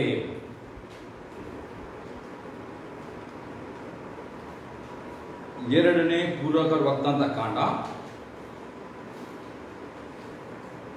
5ನೇ ಆದ್ಯದಲ್ಲಿ 11ರಿಂದ 14, ಸೆಕೆಂಡ್ ಕ್ರೋನಿಕಲ್ಸ್ ಚಾಪ್ಟರ್ 5 ವರ್ಸ್ 11 ನಿಂದ 14 ತನಕ.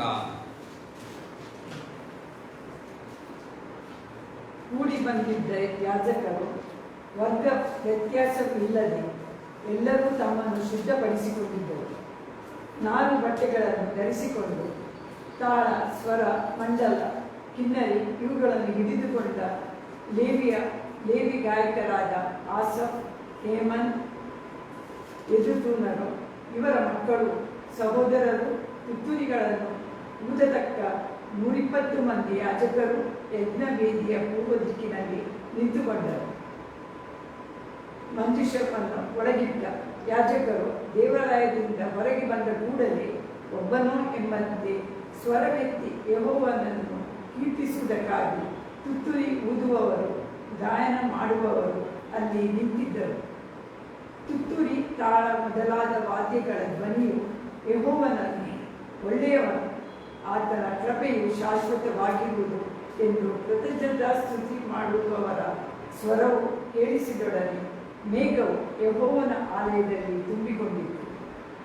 ಯೆಹೋವನ ತೇಜಸ್ಸಿನಿಂದ ವ್ಯಾಪ್ತವಾಗಿದ್ದ ಮೇಘವು ದೇವಾಲಯದಲ್ಲಿ ತುಂಬಿಕೊಂಡದ್ದರಿಂದ ಯಾಜಕರು ಅಲ್ಲಿ ನಿಂತು ಸೇವೆ ಮಾಡಲಾರದೆ ಹೋದರು. ಇಲ್ಲಿ ನೋಡ್ತೇವೆ, ಇಲ್ಲಿ ಕಾಯ್ ಟೀಮ್ ಬಗ್ಗೆ ನೋಡ್ತೇವೆ. ಸಭೆಯಲ್ಲಿ ಕಾಯ್ ಟೀಮ್ನವರು ಆರ್ಡನ್ನು ಮಾಡುವಾಗ ಪರಲೋಕವು ತೆರೆಯಬೇಕು, ಪವಿತ್ರನ ಅಭಿಷೇಕವು ಇಳಿದು ಬರಬೇಕಾದರೆ ಪ್ರತಿಯೊಂದು ಸಭೆಯಲ್ಲಿ ಯಾರು ಕಾಯ್ ಟೀಮ್ ಇದ್ದರೂ ನಾಯಕರು ಬುದ್ಧಿಯಲ್ಲಿ ಆರಾಧನೆ ಮಾಡುವುದರ ಮೊದಲು ಅನ್ಯ ಭಾಷೆ ಪ್ರಾರ್ಥನೆ ಮಾಡುವಾಗ ಇಟ್ಟಿರುವ ಒಂದು ಲೀಡರ್ ಟೀಮ್ ಮಾಡಿಕೊಂಡು ಅವರು ಆರಾಧನೆ ಮಾಡುವ ಮೊದಲು ವಿಶ್ವಾಸದ ಮೊದಲು 1 ಗಂಟೆ ಅಥವಾ ಅದನ್ನು ಜಾಸ್ತಿ ಒಟ್ಟಾಗಿ ಅನ್ಯ ಭಾಷೆಯಲ್ಲಿ ಪ್ರಾರ್ಥನೆ ಮಾಡುವುದಾದರೆ ಆ ಸಭೆಯಲ್ಲಿ ದೇವರ ಪ್ರಸನ್ನತೆಗೆ ಅಡ್ಡಿയുള്ള ಎಲ್ಲ ದುಷ್ಟ ಶಕ್ತಿಗಳು ಅದು ಓಡಿ ಹೋಗ್ತವೆ ಮತ್ತು ಅವರ ಬುದ್ಧಿಯಲ್ಲಿ ಸ್ತುತಿ ಆರಾಧನೆ ಮಾಡುವಾಗ ಪವಿತ್ರಾತ್ಮನ ಅಭಿಷೇಕವು ಇಳಿದು ಬರುತ್ತದೆ.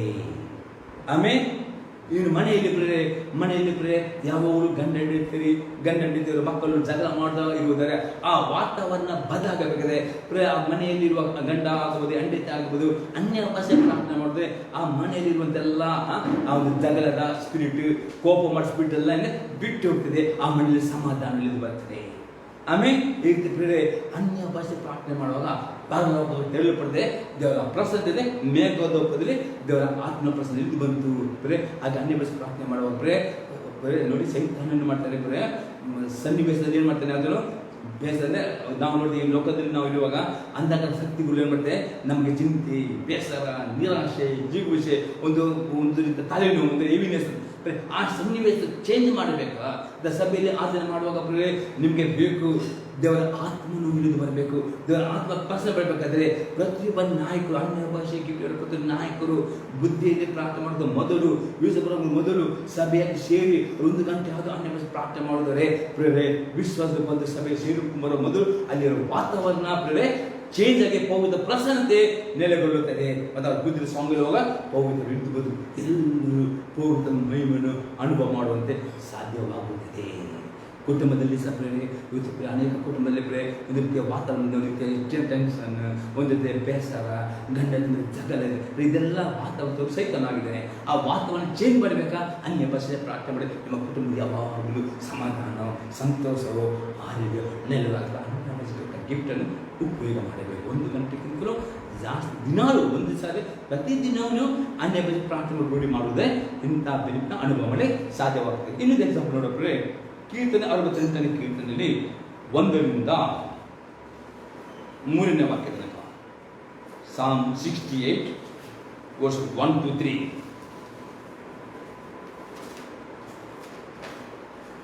ದೇವರು ಎದ್ದು ಹೊರಡುವಾಗ ಆತನ ವೈರಿಗಳು ಚದರಿ ಹೋಗುವರು, ಆತನ ಹಗೆಗಾರರು ಬೆಂಗೊಟ್ಟು ಓಡಿ ಹೋಗುವರು. ಹೊಗೆಯು ಗಾಳಿಯಿಂದ ಹೇಗೋ ಹಾಗೆ ಅವರು ಆತನಿಂದ ಹಾರಿ ಹೋಗುವರು. ಬೆಂಕಿಯ ಮುಂದೆ ಮೇಣವು ಕರಗಿ ಲಯವಾಗಿ ಹೋಗುವಂತೆ ದೇವರ ಎದುರಿನಲ್ಲಿ ದುಷ್ಟರು ನಾಶವಾಗಿ ಹೋಗುವರು. ನೀತಿವಂತರಾದರೂ ದೇವರ ಸನ್ನಿಧಿಯಲ್ಲಿ ಹರ್ಷಿಸುವರು, ಉಲ್ಲಾಸಿಸುವರು, ಆನಂದ ಧ್ವನಿ ಮಾಡುವರು. ನೋಡಿ, ಅನ್ಯ ಭಾಷೆ ಇದ್ರೆ ಇಲ್ಲದೆ ಸೈತಾನನು ಏನು ಮಾಡ್ತಾನೆ, ಎಲ್ಲ ರೀತಿಯ ನಾವು ವಾತಾವರಣದ ರೀತಿಯ ಈ ಲೋಕದಲ್ಲಿ ಅಂಧಕಾರ ಶಕ್ತಿ ತುಂಬಲ್ಪಟ್ಟಿರುತ್ತದೆ. ಅಂಧಕಾರದ ಶಕ್ತಿಗಳಿಗೆ ಆದನೆ ಜಾಸ್ತಿ ಉಂಟು. ಅದೇ ನಾವು ದೇವರ ಮಕ್ಕಳು, ನಮಗೆ ಸಮಾಧಾನ ಬೇಕು, ನಮಗೆ ಸಂತೋಷ ಬೇಕು, ನಮಗೆ ಆರೋಗ್ಯ ಬೇಕು. ಅದೇನು ಮಾಡುವ? ಅನ್ಯ ಭಾಷೆ ಪ್ರಾರ್ಥನೆ ಮಾಡುವ. ದೇವರು ಎದ್ದು ಬರುತ್ತಾನೆ. ದೇವರು ಎದ್ದು ಎಲ್ಲಿ ಬರ್ತಾನೆ? ನಿಮ್ಮ ಮಧ್ಯದಲ್ಲಿ ಬರುತ್ತಾನೆ, ನಿಮ್ಮ ಕುಟುಂಬದಲ್ಲಿ ಬರ್ತಾನೆ, ನಿಮ್ಮ ಸಭೆಯಲ್ಲಿ ಬರುತ್ತಾನೆ. ಬರುವಾಗ ಅಲ್ಲಿ ಇರುವ ಅಂಧಕಾರ ಶಕ್ತಿಗಳು ಓಡಿ ಹೋಗ್ತವೆ. ಅವರು ಎದುರ್ಕೊಂಡು ಹೋಗ್ತೇವೆ. ಅಲ್ಲಿ ದೇವರು ಪ್ರಶ್ನೆ ಬರುವ, ನಿಮಗೆ ಸಂತೋಷವು, ಆನಂದವು ತುಂಬಲು ಬರುತ್ತದೆ. ಅದು ಅನ್ಯ ಭಾಷೆ ಪ್ರಾರ್ಥನೆ ನಮ್ಮ ಕುಟುಂಬದ, ಸಭೆಯ, ನಮ್ಮ ಪರಿಸ್ಥಿತಿಗಳನ್ನು ಬದಲಿಸುತ್ತದೆ. ಇನ್ನು ಅದರಲ್ಲಿ 8-9 ವಾಕ್ಯದಲ್ಲಿ, ಅದೇ ಕೀರ್ತನೆಯಲ್ಲಿ 8-9 ವಾಕ್ಯ, ದೇವರು ಪ್ರತ್ಯಕ್ಷನಾಗಿದ್ದಾನೆಂದು ಭೂಮಿಯು ಕಂಪಿಸಿತು, ಮೇಘಮಂಡಲವು ಮಳೆಗರೆಯಿತು. ಇಸ್ರೇಲನ ದೇವನಾದ ದೇವರು ಪ್ರತ್ಯಕ್ಷನಾಗಿದ್ದಾನೆಂದು ಆ ಸಿನಾಯಿ ಬೆಟ್ಟವು ಕದಲಿತು. ದೇವರೇ, ನೀನು ಹೇರಳ ಮಳೆ ಸುರಿಸಿ ಬಾಯಿದರದಿಂದ ನಿನ್ನ ಸ್ವಾಸ್ಥ್ಯವನ್ನು ಶಾಂತಿಪಡಿಸಿದ್ದೀರಿ. ಇಲ್ಲಿ ನೋಡ್ತೇವೆ, ದೇವರು ಪ್ರತ್ಯಕ್ಷನಾಗ್ತದೆ. ಅನ್ಯ ಭಾಷೆ ಪ್ರಾರ್ಥನೆ ಮಾಡುವಾಗ ಪರಲೋಕದ ಸಿಂಹಾಸನ ದೇವರು ನಮ್ಮ ಮಧ್ಯದಲ್ಲಿ ಪ್ರತ್ಯಕ್ಷನಾಗುತ್ತಾನೆ. ಆಗ ಭೂಮಿಯು ಅಂದ ಕಂಪಿಸುತ್ತವೆ. ಆಮೇಲೆ ಸೈತಾನಗಳಂತೆ ನಡುಗುತ್ತವೆ ಮತ್ತು ದೇವರ ಅಲ್ಲಿ ಶಾಂತಿ ನೆಲೆಗೊಳ್ಳುತ್ತದೆ. ಹಾಗಾದರೆ ನಿಮ್ಮ ಕುಟುಂಬದಲ್ಲಿ ಸಮಾಧಾನ ನೆಲೆಗೊಳ್ಳಬೇಕು, ಆರೋಗ್ಯ ನೆಲೆಗೊಳ್ಳಬೇಕು. ಹಾಗಾದರೆ ಯಾರಿಗೆ ಅನ್ಯ ಭಾಷೆ ಬರುಂಟು, ದಿನಾಲು 1 ಗಂಟೆಗಿಂತಲೂ ಜಾಸ್ತಿ ಬೆಳಿಗ್ಗೆ ಜಾವ, ರಾತ್ರಿ ಜಾವ, ಮದುವೆ ಯಾವ ಟೈಮ್ಸೆ ಅಭ್ಯಾಸ ಮಾಡಿ. ಹಾಗೆ ಮಕ್ಕಳು ಯಾವಾಗಲೂ ಸಮಾಧಾನ, ಶಾಂತಿ ಸಭೆಯಲ್ಲಿ ದೇವರ ಪ್ರಸನ್ನ ಅನುಭವ. ಸಭೆಯಲ್ಲಿ ಪ್ರತಿಯೊಬ್ಬ ನಾಯಕರು ಅನ್ಯ ಭಾಷೆ ಪ್ರಾರ್ಥನೆ ಮಾಡಿದ್ರೆ ಸಭೆಯಲ್ಲಿ ಬಂದವರು ಇರ್ತಾರೆ. ಇಲ್ಲಿ ದೇವರ ಪ್ರಸನ್ನತೆ ಉಂಟು. ಇದರ ಪ್ರಸನ್ನತೆ ಅನುಭವ ಮಾಡಲಿಕ್ಕೆ ಸಾಧ್ಯ ಆಗಿದೆ. ಬರುವ ಅಲ್ಲಿ ಯಾವ ಆಸಕ್ತಿಗಳು, ಯಾವ ದುರದ್ರೆ ಅದು ಓಡಿ ಹೋಗ್ತೇವೆ. ದೇವರು ತನ್ನ ಜನರಿಗೆ ಬೇಳೆಗಳಾಗಿದೆ, ರೋಗಗಳು ಗುಣವಾಗ್ತವೆ. ಇದು ಅನ್ಯ ಭಾಷೆಯಲ್ಲಿ ಸಿಗುವಂಥ ಬೆನಿಫಿಟ್ ಆಗಿದೆ. ಈಗ ನಾವು 40ನೇ ಬೆನಿಫಿಟ್ ನಾವು ನೋಡೋಣ. 40ನೇ ಪ್ರಯೋಜನ ನೋಡೋಣ. ಅನ್ಯ ಭಾಷೆಯಲ್ಲಿ ಪ್ರಾರ್ಥಿಸುವಾಗ ನಾವು ಪವಿತ್ರಾತ್ಮ ಅಭಿಷೇಕದಲ್ಲಿ ತುಂಬಲ್ಪಡುತ್ತೇವೆ.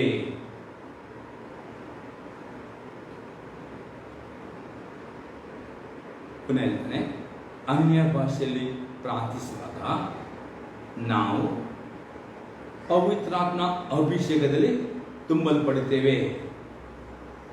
ಎಫೆಸದವರಿಗೆ ಬರೆದ ಪತ್ರಿಕೆ 5ನೇ ಆದ್ಯದಲ್ಲಿ 18ನೇ ವಾಕ್ಯ.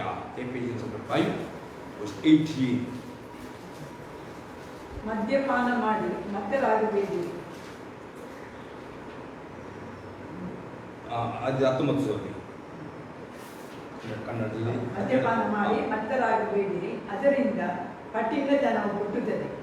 ಆದರೆ ಪವಿತ್ರಾತ್ಮ ಭರಿತರಾಗಿದ್ದು ಕೀರ್ತನೆಗಳಿಂದಲೂ ಆತ್ಮ ಸಂಬಂಧವಾದ ಪದಗಳಿಂದಲೂ ಒಬ್ಬರಿಗೊಬ್ಬರು ಮಾತಾಡಿಕೊಳ್ಳುತ್ತಾ ನಿಮ್ಮ ಹೃದಯಗಳಲ್ಲಿ ಕರ್ತನಿಗೆ ಗಾನ ಮಾಡುತ್ತಾ ಕೀರ್ತನೆ ಹಾಡುತ್ತಾ ಯಾವಾಗಲೂ ಎಲ್ಲ ಕಾರ್ಯಗಳಿಗೋಸ್ಕರ ನಮ್ಮ ಕರ್ತನಾದ ಯೇಸು ಕ್ರಿಸ್ತನ ಹೆಸರಿನಲ್ಲಿ ತಂದೆಯಾದ ದೇವರಿಗೆ ಸ್ತೋತ್ರ ಮಾಡುತ್ತಾ ಕ್ರಿಸ್ತನಿಗೆ ಭಯಪಡುವವರಾಗಿದ್ದು ಒಬ್ಬರಿಗೊಬ್ಬರು ವಿನಯವುಳ್ಳವರಾಗಿ ನಡೆದುಕೊಂಡಿರಿ. ಅಪ್ಪಲ್ತಾನೆ ಮದ್ಯಪಾನ ಮಾಡಿ ಮತ್ತರಾಗಬೇಡ, ಅದನ್ನ ಪಟ್ಟಿಗೆ ತರುತ್ತದೆ. ಅದೇ ಪವಿತ್ರಾತ್ಮ ಭರಿತರಾಗಿದ್ದು ಕೀರ್ತನೆಗಳಿಂದ ಆತ್ಮ ಸಂಬಂಧದಿಂದ ಒಬ್ಬರಿಗೂ ಕೂಡ ಆಡಬೇಕು. ನೋಡಿ, ಅನ್ಯ ಭಾಷೆ ನಾವು ಪ್ರಾರ್ಥನೆ ಮಾಡುವಾಗ ನಿಮ್ಮ ಆತ್ಮದಲ್ಲಿ ಪವಿತ್ರಾತ್ಮನ ಅಭಿಷೇಕದಿಂದ ತುಂಬಲ್ಪಡುವಾಗ ನೀವು ಇಡೀ ದಿನ ನಿಮ್ಮ ಬಾಯಲ್ಲಿ ನಕಾರಾತ್ಮಕ ಮಾತು ಬರುವುದಿಲ್ಲ, ಕೋಪದ ಮಾತು ಬರುವುದಿಲ್ಲ, ಚಿಂತೆ ಮಾತನಾಡುವುದಿಲ್ಲ, ರೋಗವನ್ನು ಮಾತನಾಡೋದ ಮೇಲೆ ನಿಮ್ಮ ಬಾಯಲ್ಲಿ ಕೀರ್ತನೆಗಳು, ಸ್ತುತಿ ಪದಗಳು, ದೇವರ ವಾಕ್ಯದ ನೃತ್ಯದ ಮಾಡೋದು ಇದು ಬರೋದೇ. ನೀವು ಪೌದ ಭರಿತರಾಗಿದ್ದರೂ ಇಲ್ಲಂದ್ರೆ ಅಲ್ಲಿ ಗೊತ್ತಾಗ್ತದೆ.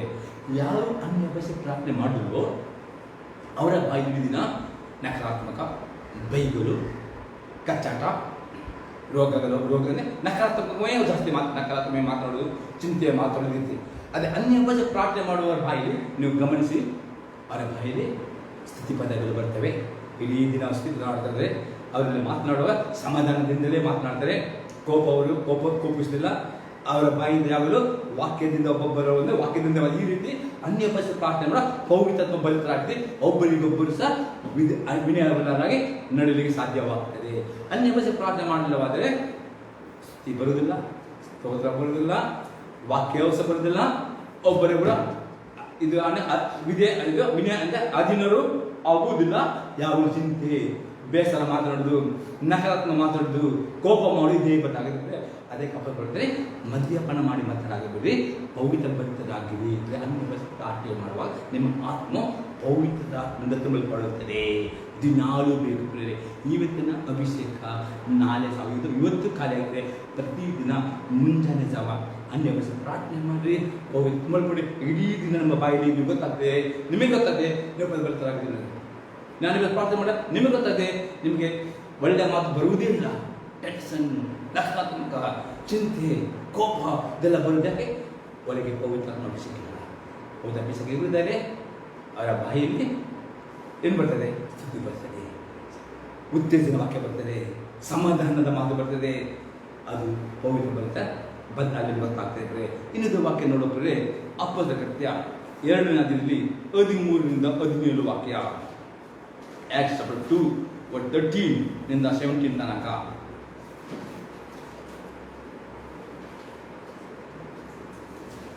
ಕೆಲವರು ಇವರು ಮದ್ಯಪಾನ ಮಾಡಿ ಮತ್ತರಾಗಿದ್ದಾರೆಂದು ಹಾಸ್ಯ ಮಾಡಿದರು. ಆಗ ಪೇತ್ರನು 11 ಮಂದಿ ಅಪೊಸ್ತಲರ ಸಹಿತ ಎದ್ದು ನಿಂತು ಗಟ್ಟಿಯಾದ ಧ್ವನಿಯಿಂದ ಅವರಿಗೆ ಹೀಗೆ ಪ್ರಸಂಗ ಮಾಡಿದನು. ಯೆಹೂದ್ಯರೇ, ಯೆರೂಸಲೇಮಿನಲ್ಲಿ ವಾಸವಾಗಿರುವ ಎಲ್ಲ ಜನರೇ, ಈ ಸಂಗತಿಯು ಏನೆಂದು ನಿಮಗೆ ಗೊತ್ತಾಗುವ ಹಾಗೆ ನನ್ನ ಮಾತಿಗೆ ಕಿವಿಗೊಡಿರಿ. ನೀವು ಭಾವಿಸಿದಂತೆ ಇವರು ಅಮಲರಿದ್ದವರಲ್ಲ. ಈಗ ಬೆಳಿಗ್ಗೆ 9 ಗಂಟೆಯಾಗಿದೆಯಷ್ಟೇ. ಆದರೆ ಇದು ಪ್ರವಾದಿಯಾದ ಯೋವೇಲನ ಮೂಲಕವಾಗಿ ಹೇಳಿಸಿದ ಸಂಗತಿ.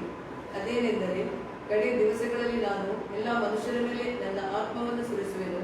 ನಿಮ್ಮಲ್ಲಿರುವ ಗಂಡಸರು ಹೆಂಗಸರು ಪ್ರವಾದಿಸುವರು. ನಿಮ್ಮ ಯೌವನಸ್ಥರಿಗೆ ದಿವ್ಯ ದರ್ಶನಗಳಾಗುವು. ನಿಮ್ಮ ಹಿರಿಯರಿಗೆ ಕನಸುಗಳು ಬೀಳುವು.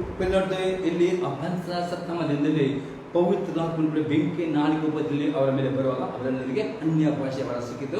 ಅದು ಅನ್ಯ ಭಾಷೆ ಪ್ರಾರ್ಥನೆ ಮಾಡಲಿಕ್ಕೆ ಪ್ರಾರಂಭ ಮಾಡುವಾಗ ಅಲ್ಲಿ ಅನ್ಯ ಜನ ಏನಿದ್ರು ಅವರ ಭಾಷೆಯಲ್ಲಿ ಅರ್ಥವಾಗ ಅವರಿಗೆ ಇವರು ಮದ್ಯಪಾನ ಮಾಡಿದ್ದಾರೆ ಎಂದು ಎನಿಸಿಕೊಂಡಿದ್ರು. ಅಂದರೆ ಅವರಿಗೆ ಅಲ್ಲಿ ಪೇತ್ರನೇ ಇದೀಗ 9 ಗಂಟೆ ಸಮಯ ನಾವು ಮದ್ಯಪಾನ ಮಾಡಿದ ನಾವು ಪವಿತ್ರಾತ್ಮ ಭರಿತರಾಗಿದ್ದೆವು. ಅದಕ್ಕೋಸ್ಕರ ಹೊಸ ಭಾಷೆಗಳು ಅವರು ಮಾತಾಡಿದ್ರು. ಅಷ್ಟೇ ಪೇತ್ರ ಹೇಳ್ತಾನೆ, ಯೋವೇಲ ಪ್ರವಾದನೆಯಲ್ಲಿ ಯೋವೇಲ ಪ್ರವಾದನೆ ಮಾಡಿದ ಪ್ರವಾದನೆ ನೆರವೇರಿತು.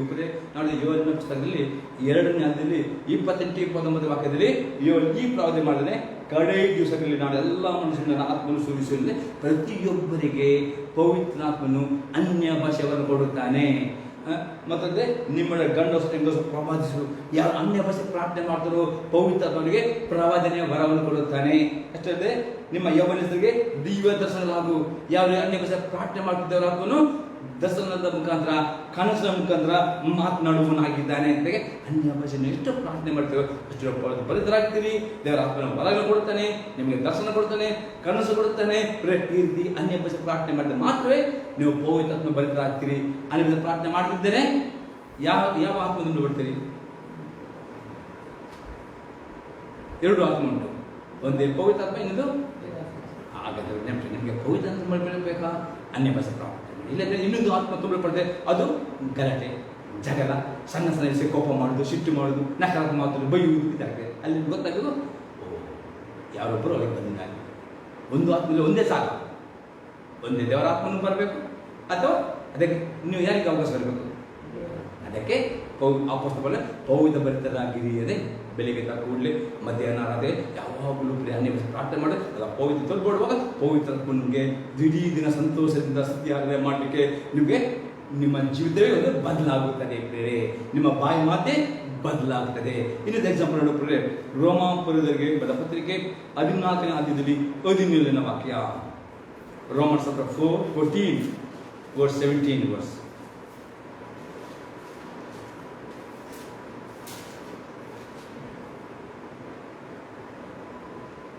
ನಿಮಗಿರುವ ರೋಮಾಪುರದವರಿಗೆ ಬರೆದ ಪತ್ರಿಕೆ 14ನೇ ಅಧ್ಯಾಯದಲ್ಲಿ 17ನೇ ವಾಕ್ಯ. ಯಾಕೆಂದರೆ ತಿನ್ನುವುದು ಕುಡಿಯುವುದು ದೇವರ ರಾಜ್ಯವಲ್ಲ, ಈ ಕ್ರಿಯೆಯು ಸಮಾಧಾನವು ಪವಿತ್ರಾತ್ಮನಿಂದಾಗುವ ಆನಂದವೂ ಆಗಿದೆ. ಇಲ್ಲಿ ನೋಡ್ತಿದ್ರೆ ಯಾರು ಪವಿತ್ರಾತ್ಮನಲ್ಲಿ ಭರಿತರಾಗ್ತಾರೋ ಅವರಲ್ಲಿ ಸಮಾಧಾನವು ಆನಂದವು ಉಕ್ಕುತ್ತಾ ಇರ್ತದೆ. ಆಮೇಲೆ ಮತ್ತು ಅವರು ನೀತಿವಂತರಾಗಿ ನಡಲಿಕ್ಕೆ ಸಾಧ್ಯವಾಗುತ್ತದೆ. ಅನ್ಯ ಭಾಷೆ ಪ್ರಾರ್ಥನೆ ಮಾಡ್ತಿದ್ದಾರೆ ಅಂದ್ರೆ ಅವ್ರು ನೀತಿವಂತರಾಗಿ ನಡಲಿಕ್ಕೆ ಅವರಿಗೆ ಆಸಕ್ತಿ ಇರಲಿಲ್ಲ, ಅವರಿಗೆ ಸಮಾಧಾನವು ಸಂತೋಷ ಉಕ್ಕಿಕೊಳ್ಳಬಲ್ಲ. ಅನ್ಯ ಭಾಷೆ ಪ್ರಾರ್ಥನೆ ಮಾಡ್ತಾರೋ ಅವರು ಇನ್ನೂ ನಾವು ನೀತಿವಂತನಾಗಲಿಕ್ಕೆ ಅವಾಗ ಬರ್ತದೆ, ಸಮಾಧಾನವು ಸಂತೋಷ ಉಕ್ಕುತ್ತಾ ಬರುತ್ತದೆ. ಇಂದು ಎಕ್ಸಾಂಪಲ್ ನೋಡೋಪ್ರೆ, ನೆಹೆಮೀಯನ ಪುಸ್ತಕ 8ನೇ ಅಧ್ಯಾಯದಲ್ಲಿ 10ನೇ ವಾಕ್ಯ. ನೆಹೆಮೀಯ 8:10.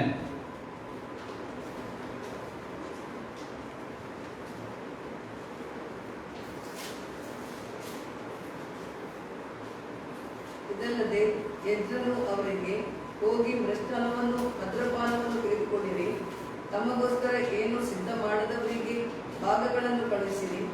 ಈ ದಿನವು ನಮ್ಮ ಕರ್ತನಿಗೆ ಪ್ರತಿಷ್ಠಿತ ದಿನವಾಗಿರುವುದರಿಂದ ವ್ಯಸನ ಪಡಬೇಡಿರಿ. ಯೆಹೋವನ ಆನಂದವೇ ನಿಮ್ಮ ಆಶ್ರಯವಾಗಿದೆ ಅನ್ನನು.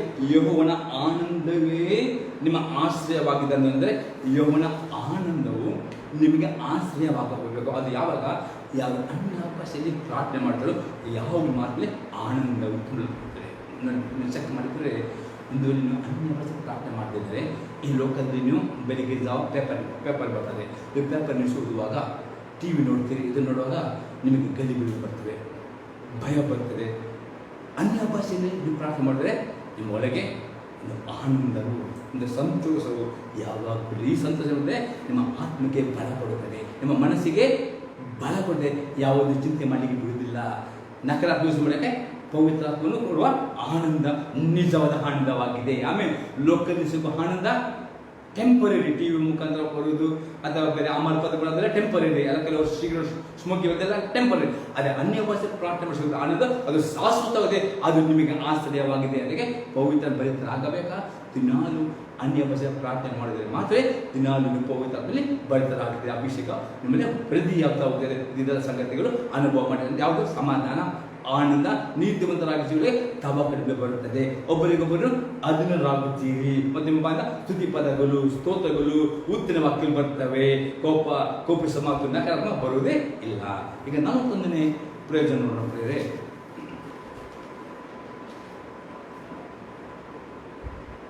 ಅನ್ಯ ಭಾಷೆಯು ನಮ್ಮ ಬಾಯಿಂದ ನಂಬಿಕೆ ಮತ್ತು ಅಭಿಷೇಕದಿಂದ ಕೂಡಿದ ಮಾತುಗಳು ಪಾಪ ಮತ್ತು ಮರಣದ ನಿಯಮದ ಮೇಲೆ ದೊರೆತನವನ್ನು ಮಾಡುತ್ತದೆ. ಪುನಃ ಹೇಳ್ತೇನೆ, ಅನ್ಯ ಭಾಷೆಯು ನಮ್ಮ ಬಾಯಿಂದ ನಂಬಿಕೆ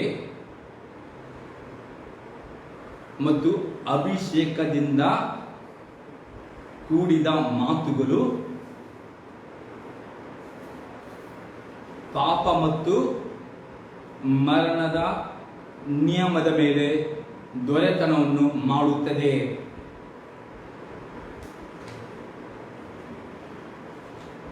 ನಾವು ನೋಡ್ತೇವೆ ಜ್ಞಾನೋಕ್ತಿ ಪುಸ್ತಕ 18ನೇ ಅಧ್ಯಾಯದಲ್ಲಿ 21ನೇ ವಾಕ್ಯ. Proverbs chapter 18 verse 21.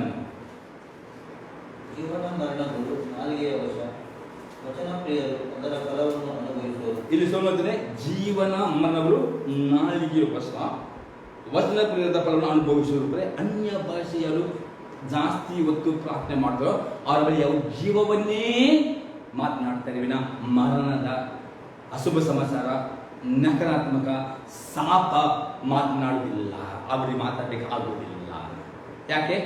ಅನ್ಯ ಭಾಷೆ ಪ್ರಾರ್ಥನೆ ಮಾಡುವಾಗ ಪವಿತ್ರಾತ್ಮ ತುಂಬಲ್ಪಡುವಾಗ ಅವರ ಬಾಯಿಂದ ಬರುವ ಎಲ್ಲ ಮಾತುಗಳು ನಂಬಿಕೆಯ ಮಾತುಗಳು, ಇತರಿಗೆ ಉತ್ತೇಜನ ಮಾಡುವ ಮಾತುಗಳು, ಜೀವವನ್ನೇ ಮಾತಾಡುತ್ತೆ, ಆಶೀರ್ವಾದವನ್ನೇ ಮಾತನಾಡುತ್ತದೆ. ಆಮೇಲೆ ಯಾರು ಅನ್ಯ ಭಾಷೆ ಪ್ರಾರ್ಥನೆ ಮಾಡೋದಿಲ್ಲ, ಗಮನಕ್ಕೆ ಅವರ ಮಾತು ಕೇಳಿ ಒಬ್ಸರ್ವ್ ಮಾಡಿ. ಅವರ ಮಾತಲ್ಲಿ ಅನೇಕ ನಕಾರಾತ್ಮಕಗಳು ಮಾತನಾಡ್ತೇವೆ, ಮರಣ ಸಂಗತಿ ಜಾಸ್ತಿ ಮಾತನಾಡ್ತಾರೆ, ಜೀವ ಮಾತು ಆಗುವುದಿಲ್ಲ. ಅನ್ಯ ಭಾಷೆ ಪ್ರಾರ್ಥನೆ ಮಾಡಿದ್ರೆ ಮಾತ್ರ ನಮ್ಮ ನಾಲಿಗೆ ಜೀವವನ್ನೇ ಮಾತಾಡುತ್ತೆ, ಆಶೀರ್ವಾದವನ್ನೇ ಮಾತಾಡುತ್ತೆ, ನಂಬಿಕೆಯನ್ನೇ ಮಾತನಾಡ್ತದೆ. ಆಮೇಲೆ ಇದು ಹೇಗೆ? ನಮ್ಮ ಒಳಗೆ ಇರುವ ಅನ್ಯ ಭಾಷೆಯ ಆಸಕ್ತಿ ಪವಿತ್ರಾತ್ಮನ ಮುಖಾಂತರ ನಮ್ಮ ಬಾಯಿಗೆ ಬರುವ ಮಾತುಗಳು ಜೀವ ಮಾತಾಡ್ತದೆ. ಅದಕ್ಕೆ ಅನ್ಯ ಭಾಷೆ ಮಾಡೋದು ವೆರಿ ಇಂಪಾರ್ಟೆಂಟ್. ಒಂದು ಅನ್ಯ ಭಾಷೆ ಪ್ರಾರ್ಥನೆ ಮಾಡಲಾದರೆ ನಮ್ಮ ನಾಲಿಗೆ ಯಾರು ಹತ್ತು ತೆಗೆದುಕೊಳ್ತಾರೆ? ಸೈತಾನನ ತೆಗೆದುಕೊಂಡು ಮರಣವನ್ನೇ ಮಾತಾಡ್ತಾರೆ, ಮರಣ ಬರ್ತದೆ, ಅಶುಭ ಸಮಾಚಾರ ಮಾತಾಡ್ತದೆ, ಹಾಗೆ ಆಗ್ತದೆ, ನಕಾರಾತ್ಮಕ ಹಾಗೆ ಆಗ್ತದೆ, ಎಲ್ಲ ಥರದ ಶಾಪಗಳು ಮಾತಾಡ್ತದೆ, ಹಾಗೆ ಆಗ್ತದೆ. ನಮ್ಮ ಒಳ್ಳೆಯ ಮಾತಾಡಲಿಕ್ಕೆ ಆಗುವುದಿಲ್ಲ. ಅನ್ಯ ಭಾಷೆ ಪ್ರಾರ್ಥನೆ ಮಾಡಿದ್ರೆ ಮಾತ್ರವೇ. ಎಷ್ಟೋ ನೀವು ಟ್ರೈ ಮಾಡಿ ನಿಮ್ಮ ಬಾಯಿಯಿಂದ ನಕಾರಾತ್ಮಕ ಮಾತನಾಡಲಿಕ್ಕೆ ಆಗುವುದಿಲ್ಲ, ಕೆಟ್ಟದ್ದು ಮಾತನಾಡಲಿಕ್ಕೆ ಆಗುವುದಿಲ್ಲ, ಮರಣವನ್ನು ಮಾತನಾಡಲಿಕ್ಕೆ ಆಗುವುದಿಲ್ಲ. ಮಾತನಾಡಿದ್ರೆ ಜೀವವನ್ನು ಮಾತನಾಡ್ತೀರಿ. ಯಾಕೆ? ಪವಿತ್ರಾತ್ಮನ ಆ ಒಂದು ಅಭಿಷೇಕ ನಿಮ್ಮ ನಾಲಿಗೆಗಳಿರ್ತದೆ. ಅದಕ್ಕೆ ಅನ್ಯ ಭಾಷೆ ಬರ್ತದೆ ವೆರಿ ವೆರಿ ಇಂಪಾರ್ಟೆಂಟ್. ಇನ್ನೊಂದು ಕೆಲ ವಾಕ್ಯಗಳು ನೋಡೋದ್ರೆ ರೋಮಾಪುರದವರಿಗೆ ಬರೆದ ಪತ್ರಿಕೆ 8ನೇ ಅಧ್ಯಾಯದಲ್ಲಿ 2ನೇ ವಾಕ್ಯ. Romans chapter 8 verse 2.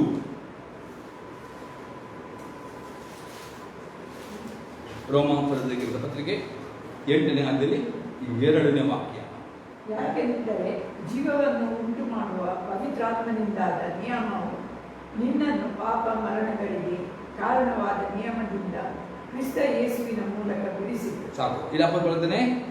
ಯಾಕೆಂದರೆ ಜೀವವನ್ನುಂಟು ಮಾಡುವ ಪವಿತ್ರಾತ್ಮನಿಂದ ನಿಯಮ ನೋಡಿ ನಿನ್ನನ್ನು ಪಾಪ ಮರಣಗಳಿಗೆ ಕಾರಣ ನಿಯಮದಿಂದ ಕ್ರಿಸ್ತ ಯೇಸು ಮೂಲಕ ಬಿಡಿಸಿತು. ಒಂದರ್ಥ ಅನ್ಯ ಭಾಷೆಗೆ ಪ್ರಾರ್ಥನೆ ಮಾಡುವಾಗ ನಮ್ಮ ಬಾಯಿಂದ ಬರುವ ಜೀವದ ಮಾತುಗಳಿಂದ ಈ ಪಾಪ ಮರಣಗಳ ಮಾತುಗಳಿಂದ ಆ ಬಂಧನದಿಂದ ಅದರ ಶಾಪದಿಂದ ನಮ್ಮನ್ನು ಬಿಡುಗಡೆ ಮಾಡ್ತೇವೆ.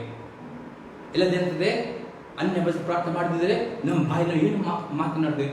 ಪಾಪವನ್ನು, ಮರಣವನ್ನು, ಇದೇ ನಾವು ನಕಾರಾತ್ಮಕ ಜಾಸ್ತಿ ಮಾತನಾಡ್ತೇವೆ. ಆ ಸೈತನ ಪ್ರೇರಣೆ ಮಾಡ್ತೇವೆ, ಜಾಸ್ತಿ ಮಾತನಾಡ್ತೇವೆ. ಅದೇ ಅನ್ಯ ಭಾಷೆ ಪ್ರಾರ್ಥನೆ ಮಾಡುವಾಗ ಜೀವ ಪವಿತ್ರ ಜೀವ ಇರ್ತದೆ. ನಿಯಮ ನಮಗೆ ಆ ಪಾಪದ ನಿಯಮದಿಂದ ಮರಣದ ನಿಯಮದಿಂದ ನಮಗೆ ಬಿಡುಗಡೆ ಬರುತ್ತದೆ. ಅದಕ್ಕೆ ಅನ್ಯ ಭಾಷೆ ಪ್ರಾರ್ಥನೆ ವೆರಿ ವೆರಿ ಇಂಪಾರ್ಟೆಂಟ್. ಬೆಳಿಗ್ಗೆಯಿಂದ ಅಭ್ಯಾಸ ಮಾಡಿ ಮತ್ತು ಯಾವಾಗಲೂ ನೀವು ನಾಳೆ ಯಾವ ಟೈಮ್ನೂ ಅನ್ಯ ಭಾಷೆಯಲ್ಲಿ ಪ್ರಾರ್ಥನೆ ಮಾಡಲಿಕ್ಕೆ ಸಾಧ್ಯ. ನೀವು ಬೆಳಗ್ಗೆಯಿಂದ ಪ್ರಾರ್ಥನೆ ಮಾಡಿ ರೂಢಿ ಮಾಡಿದ್ರೆ ಇದೇ ನಿಮಗೆ ಸಮಸ್ಯೆ ಅನ್ಯ ಪ್ರಾರ್ಥನೆ ಮಾಡಿದಾಗ ಈ ಬೆನಿಫಿಟ್ ನಿಮಗೆ ಸಿಗುತ್ತದೆ. ಇನ್ನೊಂದು ಬೆನಿಫಿಟ್ ನೋಡಿ ನಾನು ಕ್ಲೋಸ್ ಮಾಡ್ತೇನೆ. 42ನೇ ಬೆನಿಫಿಟ್ ನೋಡೋದ್ರೆ 42. ಅನ್ಯ ಭಾಷೆಯಲ್ಲಿ ಪ್ರಾರ್ಥಿಸುವಾಗ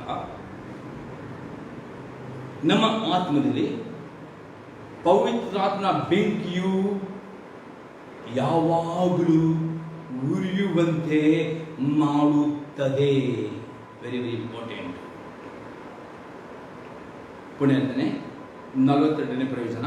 ಅನ್ಯ ಭಾಷೆಯಲ್ಲಿ ಪ್ರಾರ್ಥಿಸುವಾಗ ನಮ್ಮ ಆತ್ಮದಲ್ಲಿ ಪವಿತ್ರಾತ್ಮ ಬೆಂಕಿಯು ಯಾವಾಗಲೂ ಉರಿಯುವಂತೆ ಮಾಡುತ್ತದೆ.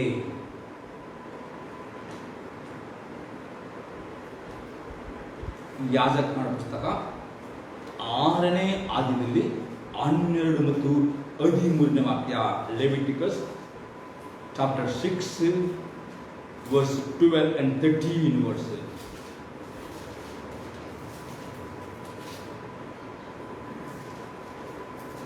ಯಜ್ಞವೇದಿಯ ಮೇಲಣ ಬೆಂಕಿ ಸರ್ವಾಂಗ ಹೋಮ ದ್ರವ್ಯದಿಂದ ಉರಿಯುತ್ತಲೇ ಇರಬೇಕು, ಅದು ಆರಿ ಹೋಗಬಾರದು. ಪ್ರತಿದಿನವೂ ಹೊತ್ತಾರೆಯಲ್ಲಿ ಯಾಜಕನು ಕಟ್ಟಿಗೆಯನ್ನು ತಂದು ಹಾಕಿ ಬೆಂಕಿ ಉರಿಸಿ ಅದರ ಮೇಲೆ ಹೋಮ ದ್ರವ್ಯವನ್ನು ಕ್ರಮಪಡಿಸಿ ಸಮಾಧಾನ ಯಜ್ಞ ಪಶುಗಳ ಕೊಬ್ಬನ್ನು ಅದರ ಮೇಲೆ ಹೋಮ ಮಾಡಬೇಕು. ಬೆಂಕಿಯು ಯಜ್ಞವೇದಿಯ ಮೇಲೆ ಯಾವಾಗಲೂ ಉರಿಯುತ್ತಿರಬೇಕು, ಆರಿ ಹೋಗಬಾರದು. ಪುರಿದ ಅರ್ಥ ನನ್ಬೇಕಂದ್ರೆ ಯಜ್ಞವಿದ್ದಂದ್ರೆ ನಮ್ಮ ಆತ್ಮವಾಗಿದೆ.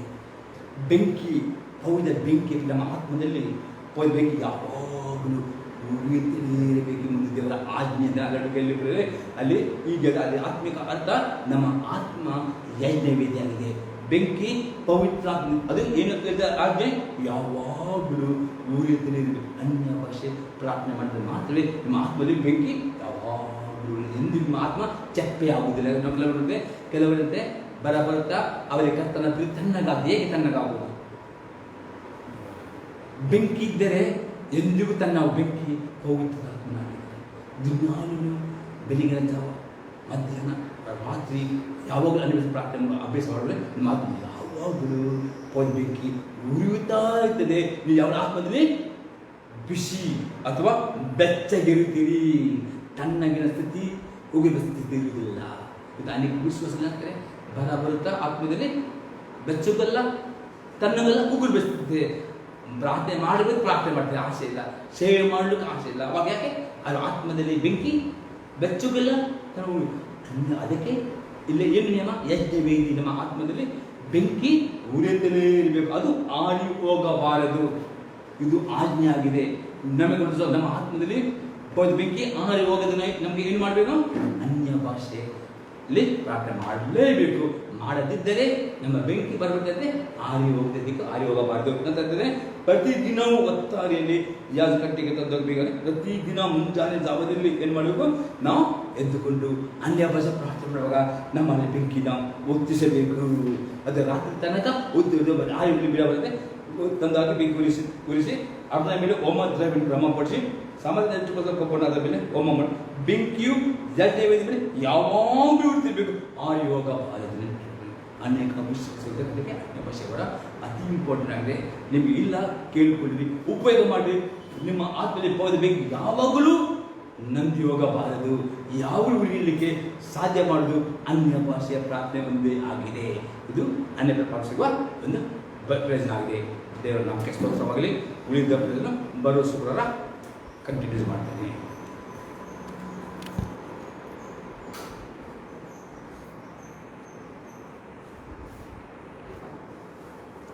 ಯಾರು ಪ್ರಾರ್ಥನೆ ಮಾಡಿ